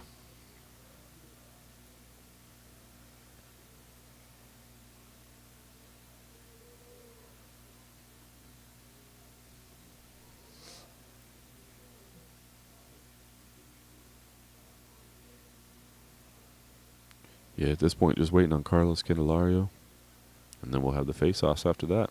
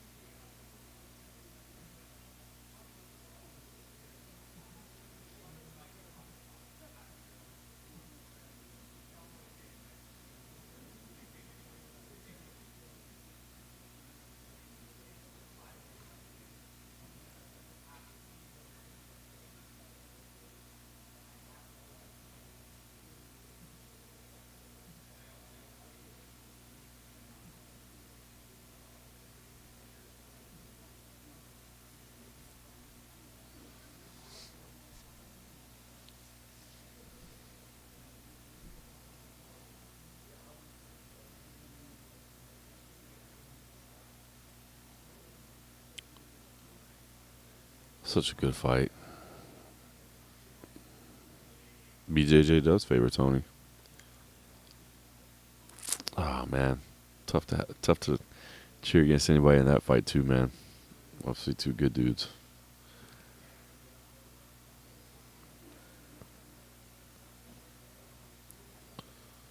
What? Zach Hoffman breaking news in here? Really? I didn't know that. Where was Did she tweet about it or?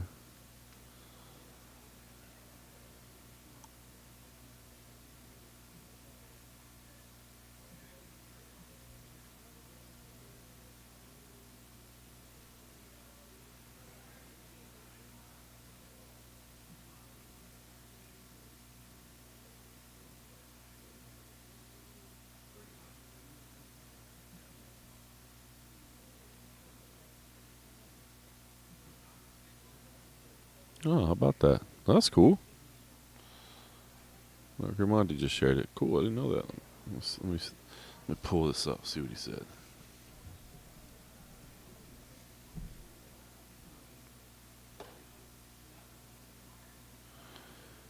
I typed real fast and hit enter and didn't see what I was typing. I ended up with Mark Raimondo on Twitter. Raimondo Law.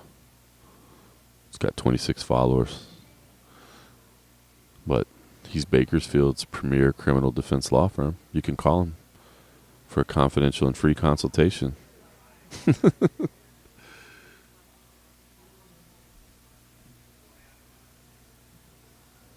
Now I got the right guy. Nope. Now I got the one that has the Mark underscore Raimondi. Jesus Christ.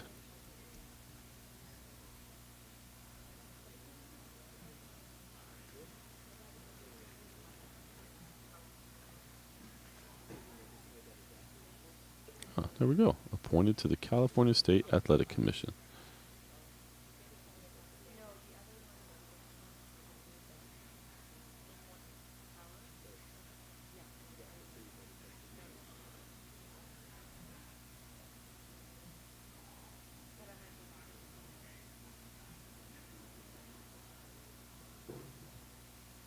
Well, that is a very basic story. But good for her. She's always seemed like a sharp woman.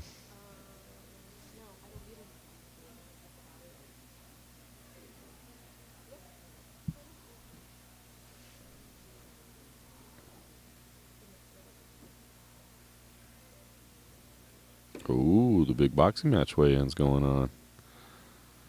This is a big fight. Great for women.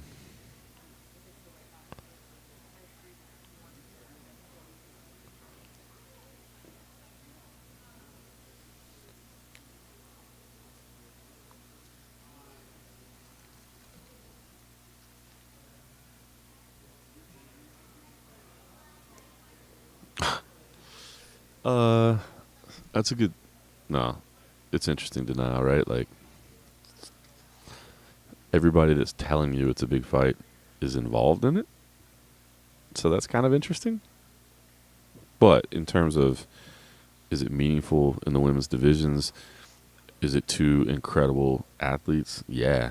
Yeah, it is. But, will it be like a million selling pay-per-view? No. So it's an interesting argument to have, or a discussion to have, I guess. And yeah, Serrano's legit.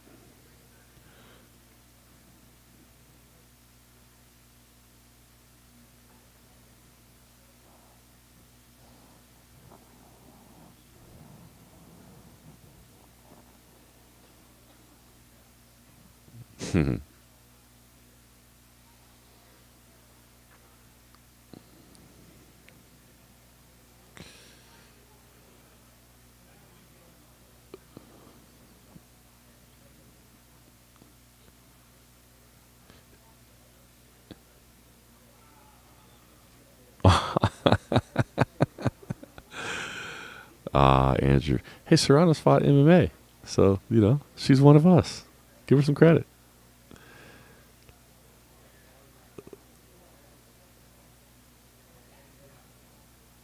Oh, Simon Head laying in. So true. Why does he keep going at Bisping? It's so ridiculous. And Brian, it's 2 minutes per round, which I agree. They need to change that to 3 minutes. So silly. So silly. What's that? Oh, okay. Yeah, Cold Coffee over there doing reporting. I'm just sitting here talking with you guys. Cold Coffee's over there asking if there's a percentage fine yet.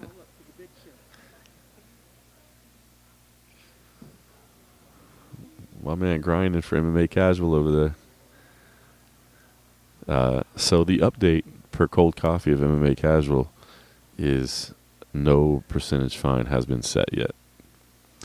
But yeah, you gotta go to the 3 minute rounds for women. That's ridiculous.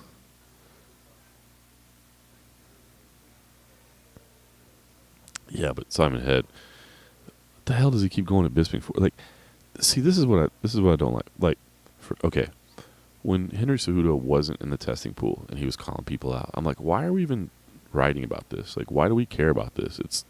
He's not even in the testing pool. And then it's the same thing with this, with Paul and Bisping. Like, and I know there was that quote unquote commission that said that they would go ahead and license Bisping, but come on, man, like no reputable athletic commission. I mean, Bisping faked his way through a lot of fights after his eye wasn't working, but now like everybody knows you're not gonna get a license.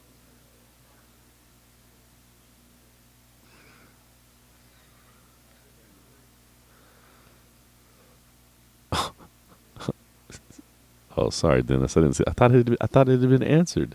Yes, Chito's taking the fight, but they just don't have a percentage yet. I calls him like I sees him, Simon. I calls him like I sees him.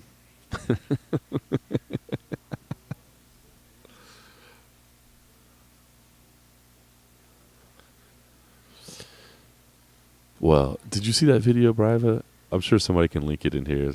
Like, it was bizarre. Like it was. I guess it was. Now I feel bad because I did watch it, and I did, but I can't remember the details. Like if I remember, it was like a guy and a girl that were in charge of a tribal athletic commission. And I don't remember which tribe it was because, again, I'll be honest, I didn't really take it serious because I imagined there would be some legal concerns over letting a man with one eye fight in a cage fight. And I don't think he would take it anyway. But, yeah, they were basically saying, like, yeah, we'll be happy to give you a license to fight. Like, come on, man. Come on. Come on. I mean, I get it. Like, I guess it makes sense. I mean, if you're them, you're like, we don't care. We're tribal. We get to say what we want, and this will generate some real revenue. You know, we'll be able to, bring people here and make money off it and all that. But like, come on, man, that's not the responsible thing to do. Yeah, Zach, they can. I think, but I just feel like, I mean, obviously let's be honest. Let's go back to the UFC. That's why the whole Tachi Palace thing was going to happen with the UFC at the beginning of the pandemic. Remember, and that was their whole end around. But if you remember that, there was a lot of pressure from the inside too. Like a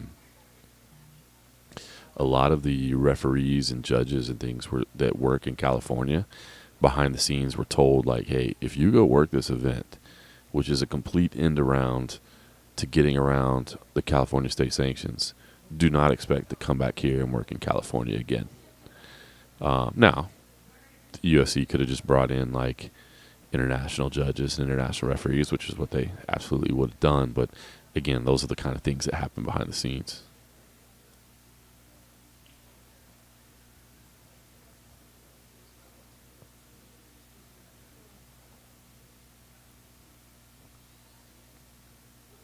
Yeah, Tachi Palace. What's going on?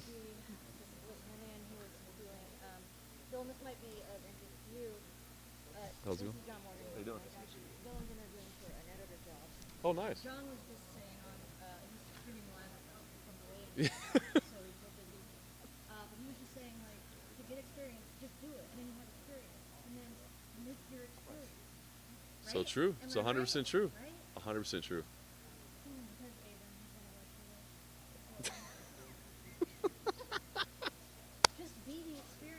You have to. You just got to be the experience. MMA, it doesn't matter. It really doesn't at all.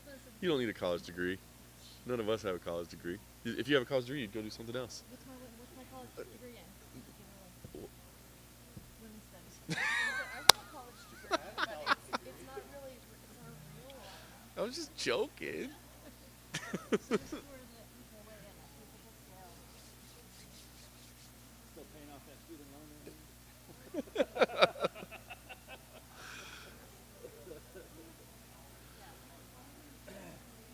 student loan forgiveness to come through. Do what? Waiting for that student loan forgiveness to come through. We're at that point of the morning weigh-ins where chaos has ensued. It's a complete meltdown.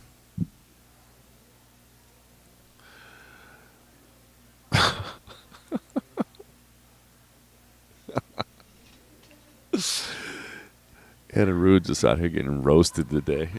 Just getting roasted.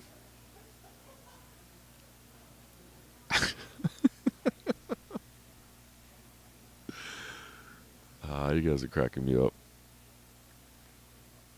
All right. 14 minutes left, by the way, if we're going to do some real work. 14 minutes left for Carlos Candelario, who, by the way, we haven't really talked about it because we've just been in here talking about journalism and jobs and licensing Michael Bisping. But Tatsuro Taira seems to be the guy that everybody's talking about. I'm excited for his debut.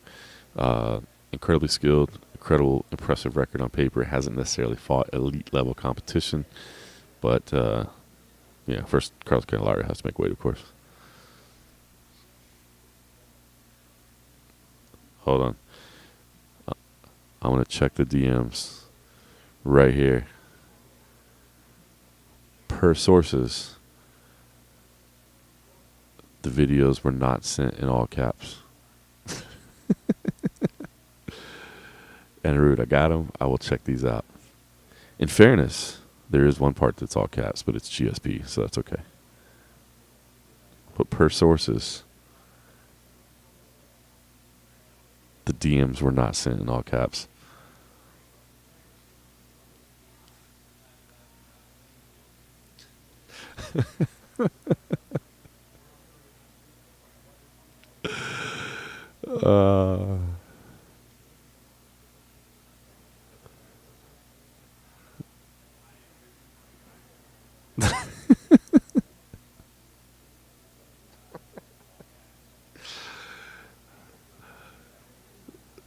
Let's see here.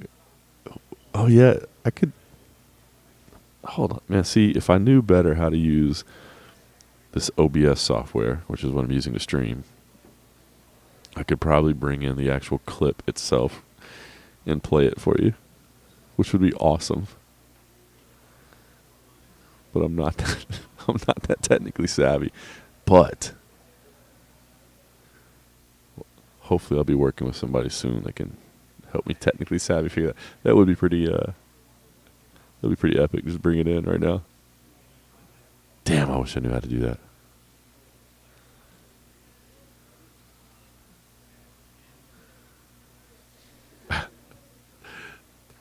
Thank you, Scott. I appreciate you. And yeah, we got our little hardcores growing, right? We'll get a little bit more every week. I mean, we're not trying to get crazy with it. We'll keep it fun. Yeah, I was actually thinking about like trying to find a way to do this for fight night too. Just chat. I don't know. Gotta figure it out.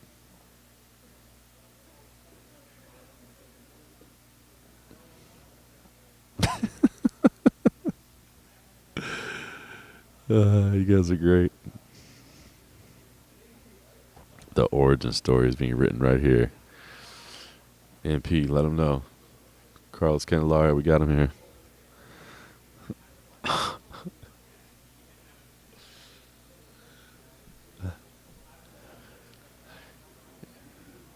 Anna Rude. It's just all caps from now on. All right, I see Jeff Mullen off to the side.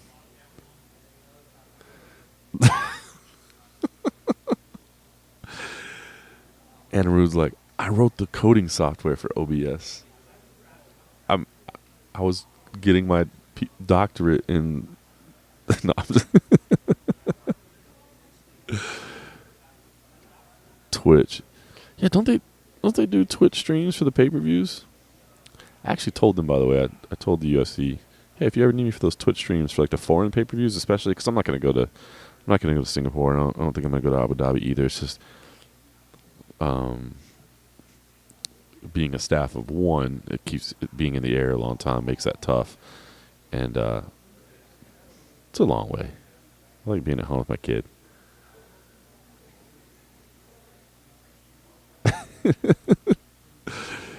Entered OBS is well, I guess it's a streaming platform, right? Basically, is what you call it. But yeah, Zach, that's what I was telling him is that I would do that. I think what they said was like, maybe it's a conflict of interest since you're technically like, media or whatever. But we'll see. I thought it'd be fun. I'd jump on with those guys, watch some fights. I'd love to be on like talking with Jens Pulver, legend like that, man. Come on, that'd be fun. I know my guy CM Punk has done it a couple times, so. All right, John Anik is back in the building. He's on his cell phone. He picked up the microphone briefly, set it down, grabbed a cup of coffee instead, but he's grabbing the microphone again. Jeff Mullins here. I think Carlos Candelario is here. Andrew, I'm going to be honest with you. All right, our final athlete to weigh in today in the UFC's flyweight division, Carlos Candelario. I didn't know that's what it stood for. Thank you.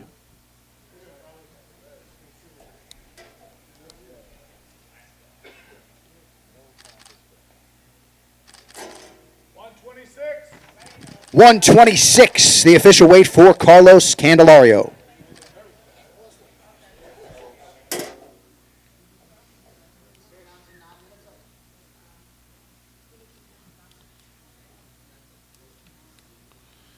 All right, that's a wrap on the weigh-ins. I'm going to have to change out the camera lens for a second.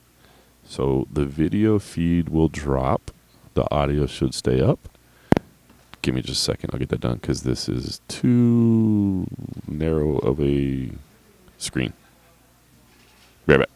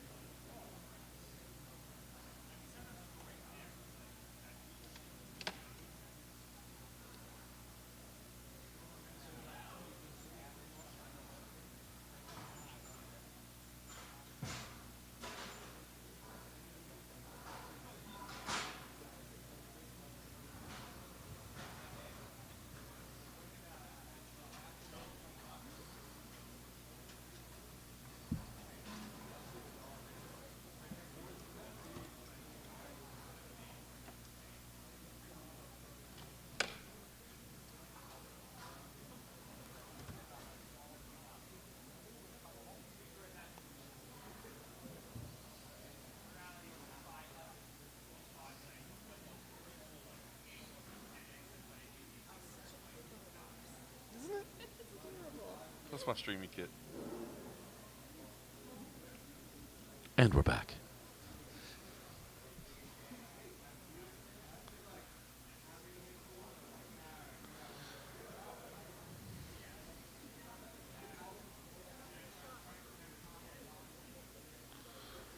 No, you're good. No, you're good. That's Cold Coffee's camera right there.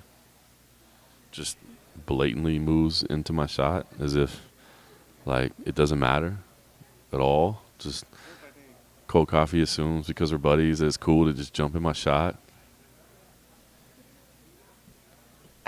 In fairness, I'm shooting wide. It's okay.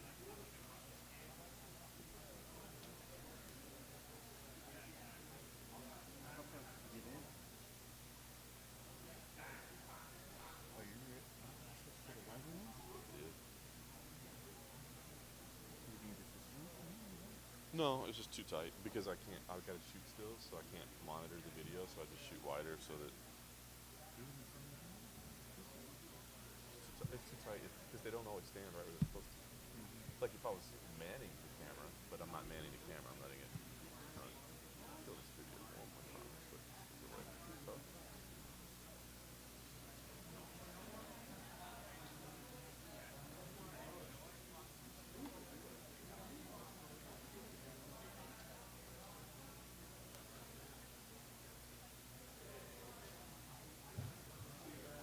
cold coffee over here critiquing my video skills. Uh-oh, eardrums. Sorry. Whatever it was, I apologize. What's that? 20%? All right. Cold coffee of MMA Casual is reporting it's a 20% fine.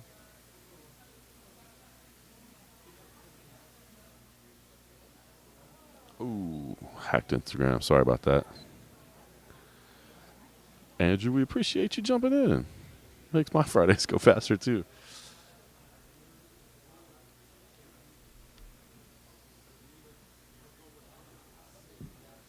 I agree, Zach. I'd have been pushing for 30. When I was saying it, I kind of thought, like, Chito's just going to be like, I don't care. Let's just do it, blah, blah, blah. But, dude, I've been asking for 30.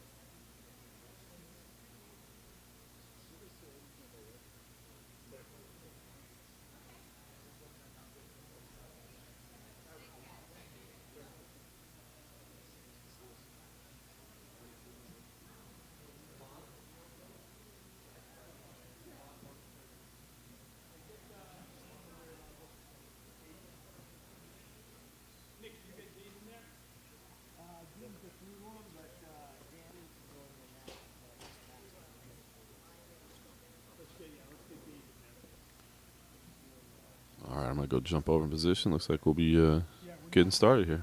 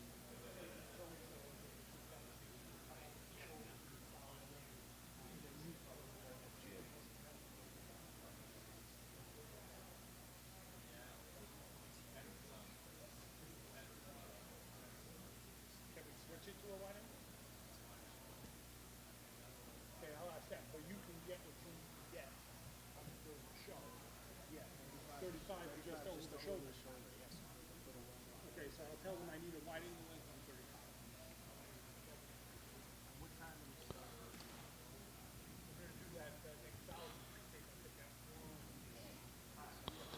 Well, I thought we were about to get started, but maybe not.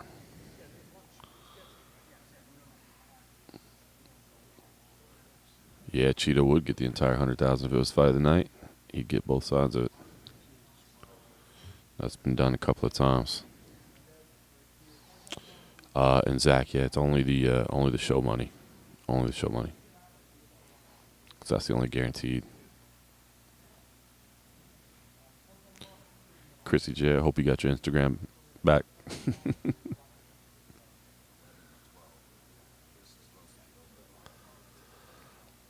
I mean, listen, like I'm sure, Rob feels awful about missing weight, but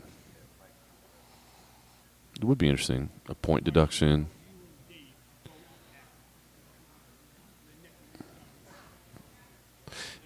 It seems weird, but I mean, it is. I mean, there's definitely an advantage to it, right? That's what I'm saying. Like, so when you look at Rob, do you go, well, now I definitely am picking Cheeto because obviously he had a terrible weight cut, or do you go, well, maybe Rob's actually fresher because he didn't have to mess with those last 2.5 pounds.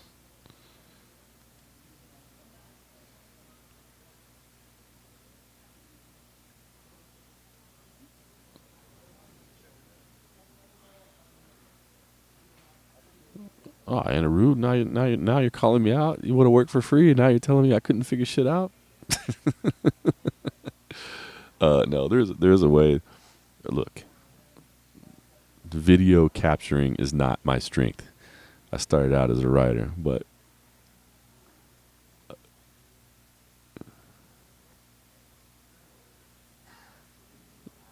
yeah, there is a way to do it, but I don't know. I'm still learning this stuff. Got to hold on. Let's see. There's a way. Hold on. Let's see. I know you add a source. Oh, let's see. There's a browser. I could do my browser. If I knew how to use this, I would actually stream your tweets. I don't know how to use this stuff. I figured out how to stream this. I'm pretty proud of that.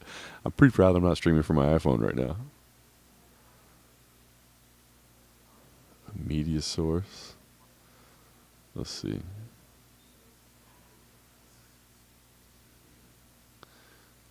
There's a window capture, a video capture device.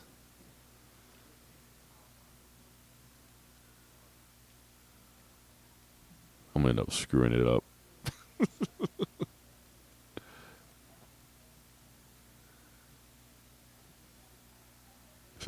Exactly, Andrew. That's what I'm afraid. I'm not trying to pull up my browser software in here. Ain't nobody needs to see my browser history. Simon Head. Cha-ching. Nailed it.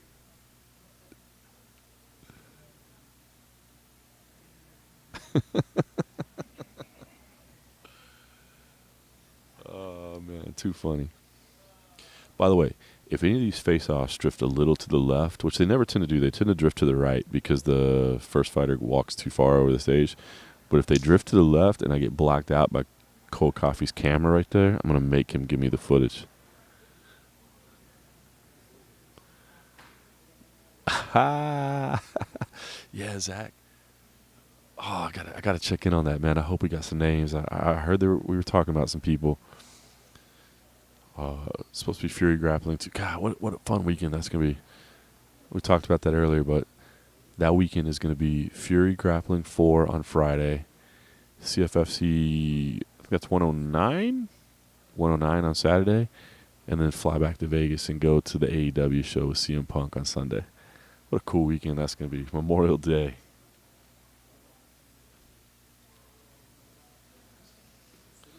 Looking forward to that.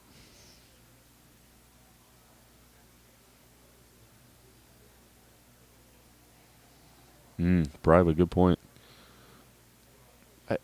It's funny because when we were talking about it, when he first missed, I'm like, it's got to be 30%. It's got to be 40%. It really did cross my mind that, like, Cheeto's the kind of dude just be like, I don't care. I don't care. Just give me whatever. You know?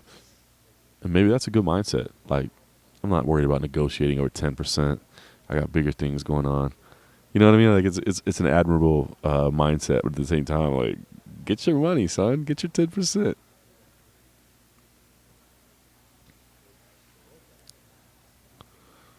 Ooh, Gordon Ryan mixed rules bout. That'd be fun. 274. I'm heading out there next week. Looking forward to that. Yeah, I got to figure out something. Maybe do some kind of live chat or something. Get my man, Oscar Willis, somebody else. Maybe we should do some live chat or something. Hang out and have some fun. I'll figure out something.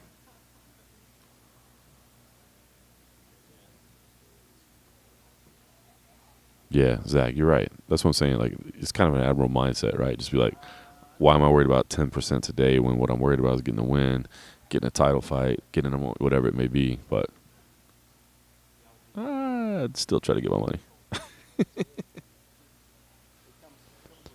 Oh, Andrew, really? I didn't know that was. Did that get announced? I didn't see that. So he's doing a mixed rules bout for sure. I hadn't seen it. Oh, well, now you say that you might be high. Hannah Rude, that's so true. I'll see him. I'll see him and I'll ask him. I'll see him and I'll ask him just for you. And then I'll record it and I'll DM it to you and I'll make sure that my response is in all caps, son.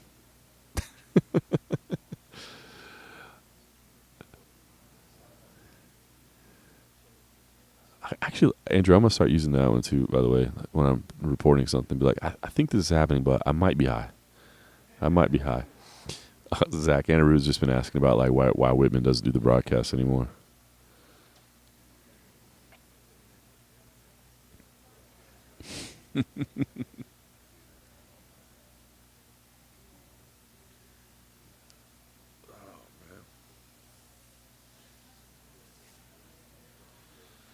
All right, don't forget, be on the lookout for the Kayla Harrison interview. I'll post that as soon as I get home today. Actually, going to catch up with Aaron Pico this afternoon as well after his big win at Bellator last week.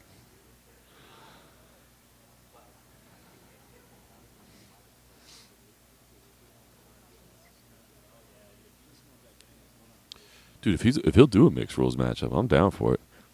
I love it, man. I actually really like what one's doing right now.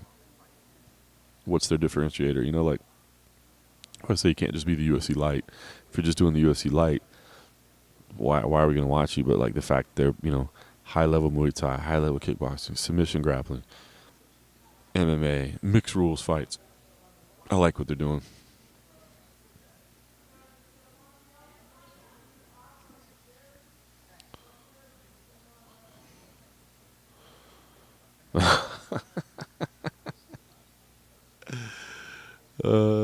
Tigger.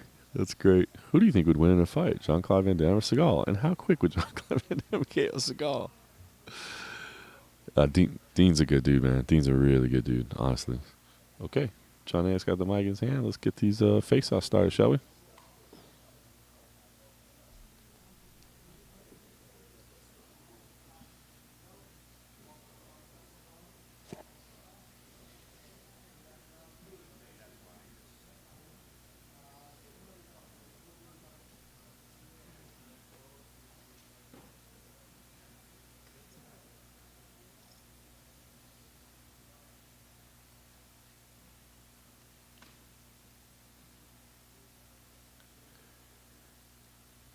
Inside information here. John Anik just ate 2 grapes. 2 grapes prior to starting these ceremonial face-offs. You heard it here first. This kind of information you only get here at the MMA Underground.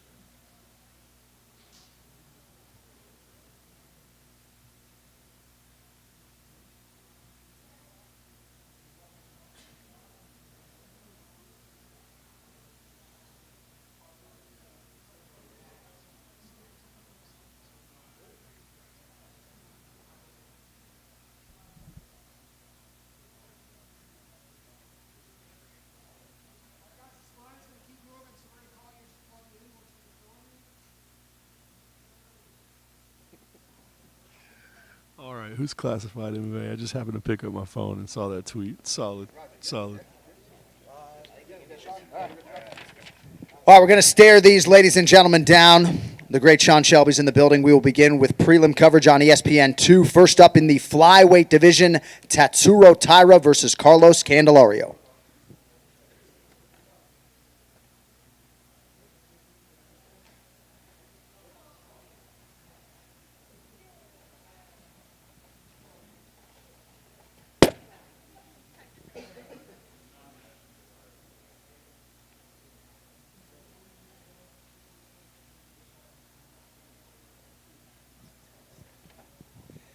All right, next up in the women's flyweight division, Gina Mazzani versus Shanna Young.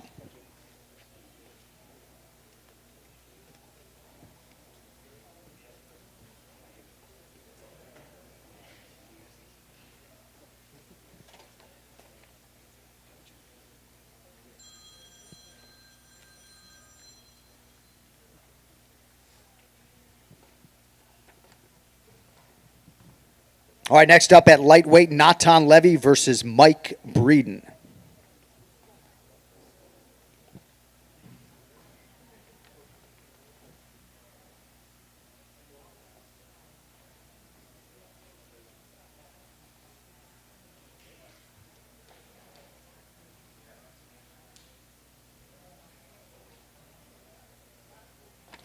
All right, next up, good matchup here at welterweight, Gabe Green versus Johan Lanus.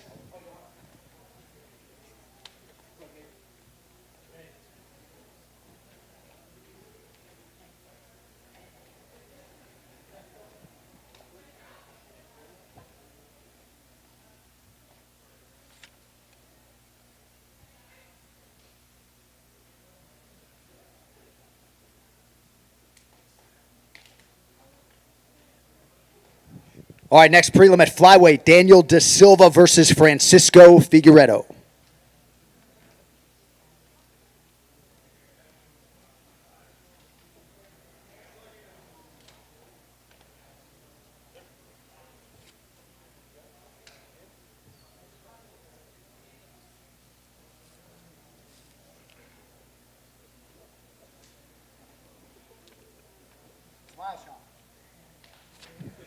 All right, and our featured prelim in the heavyweight division, Alexander Romanov versus Chase Sherman.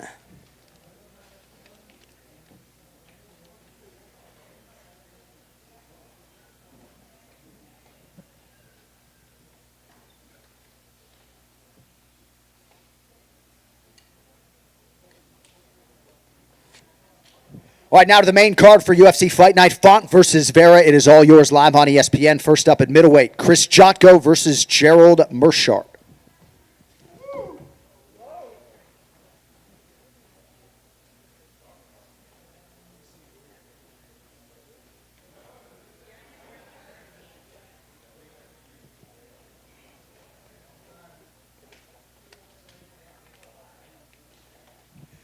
All right, next main card bout at featherweight, Darren Elkins versus Tristan Connolly.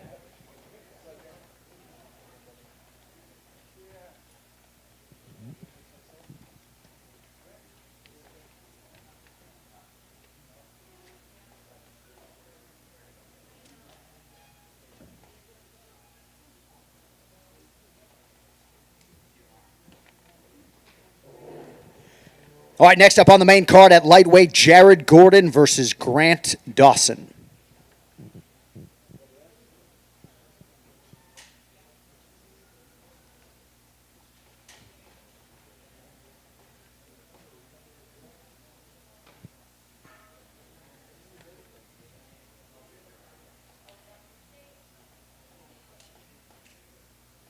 All right, next up, a featured bout at featherweight, Andre Feely versus Joe Anderson Brito.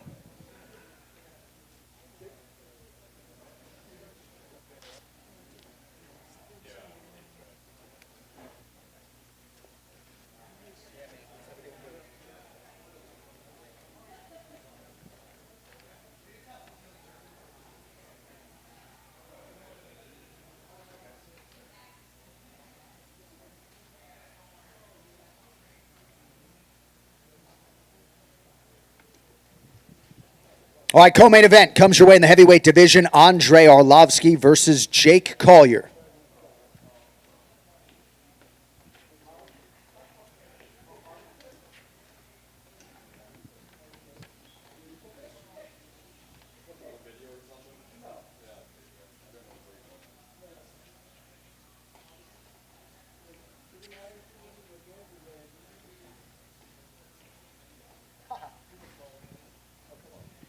And our final act, our bantamweight main event. 5th-ranked Rob Font versus 8th-ranked Marlon Chito Vera.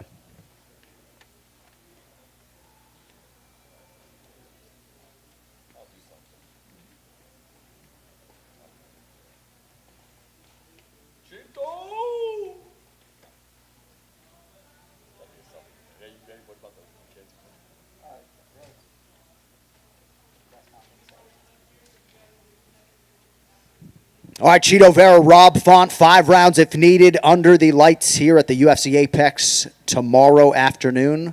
Thank you all for coming out. One more sleep. We'll see you tomorrow.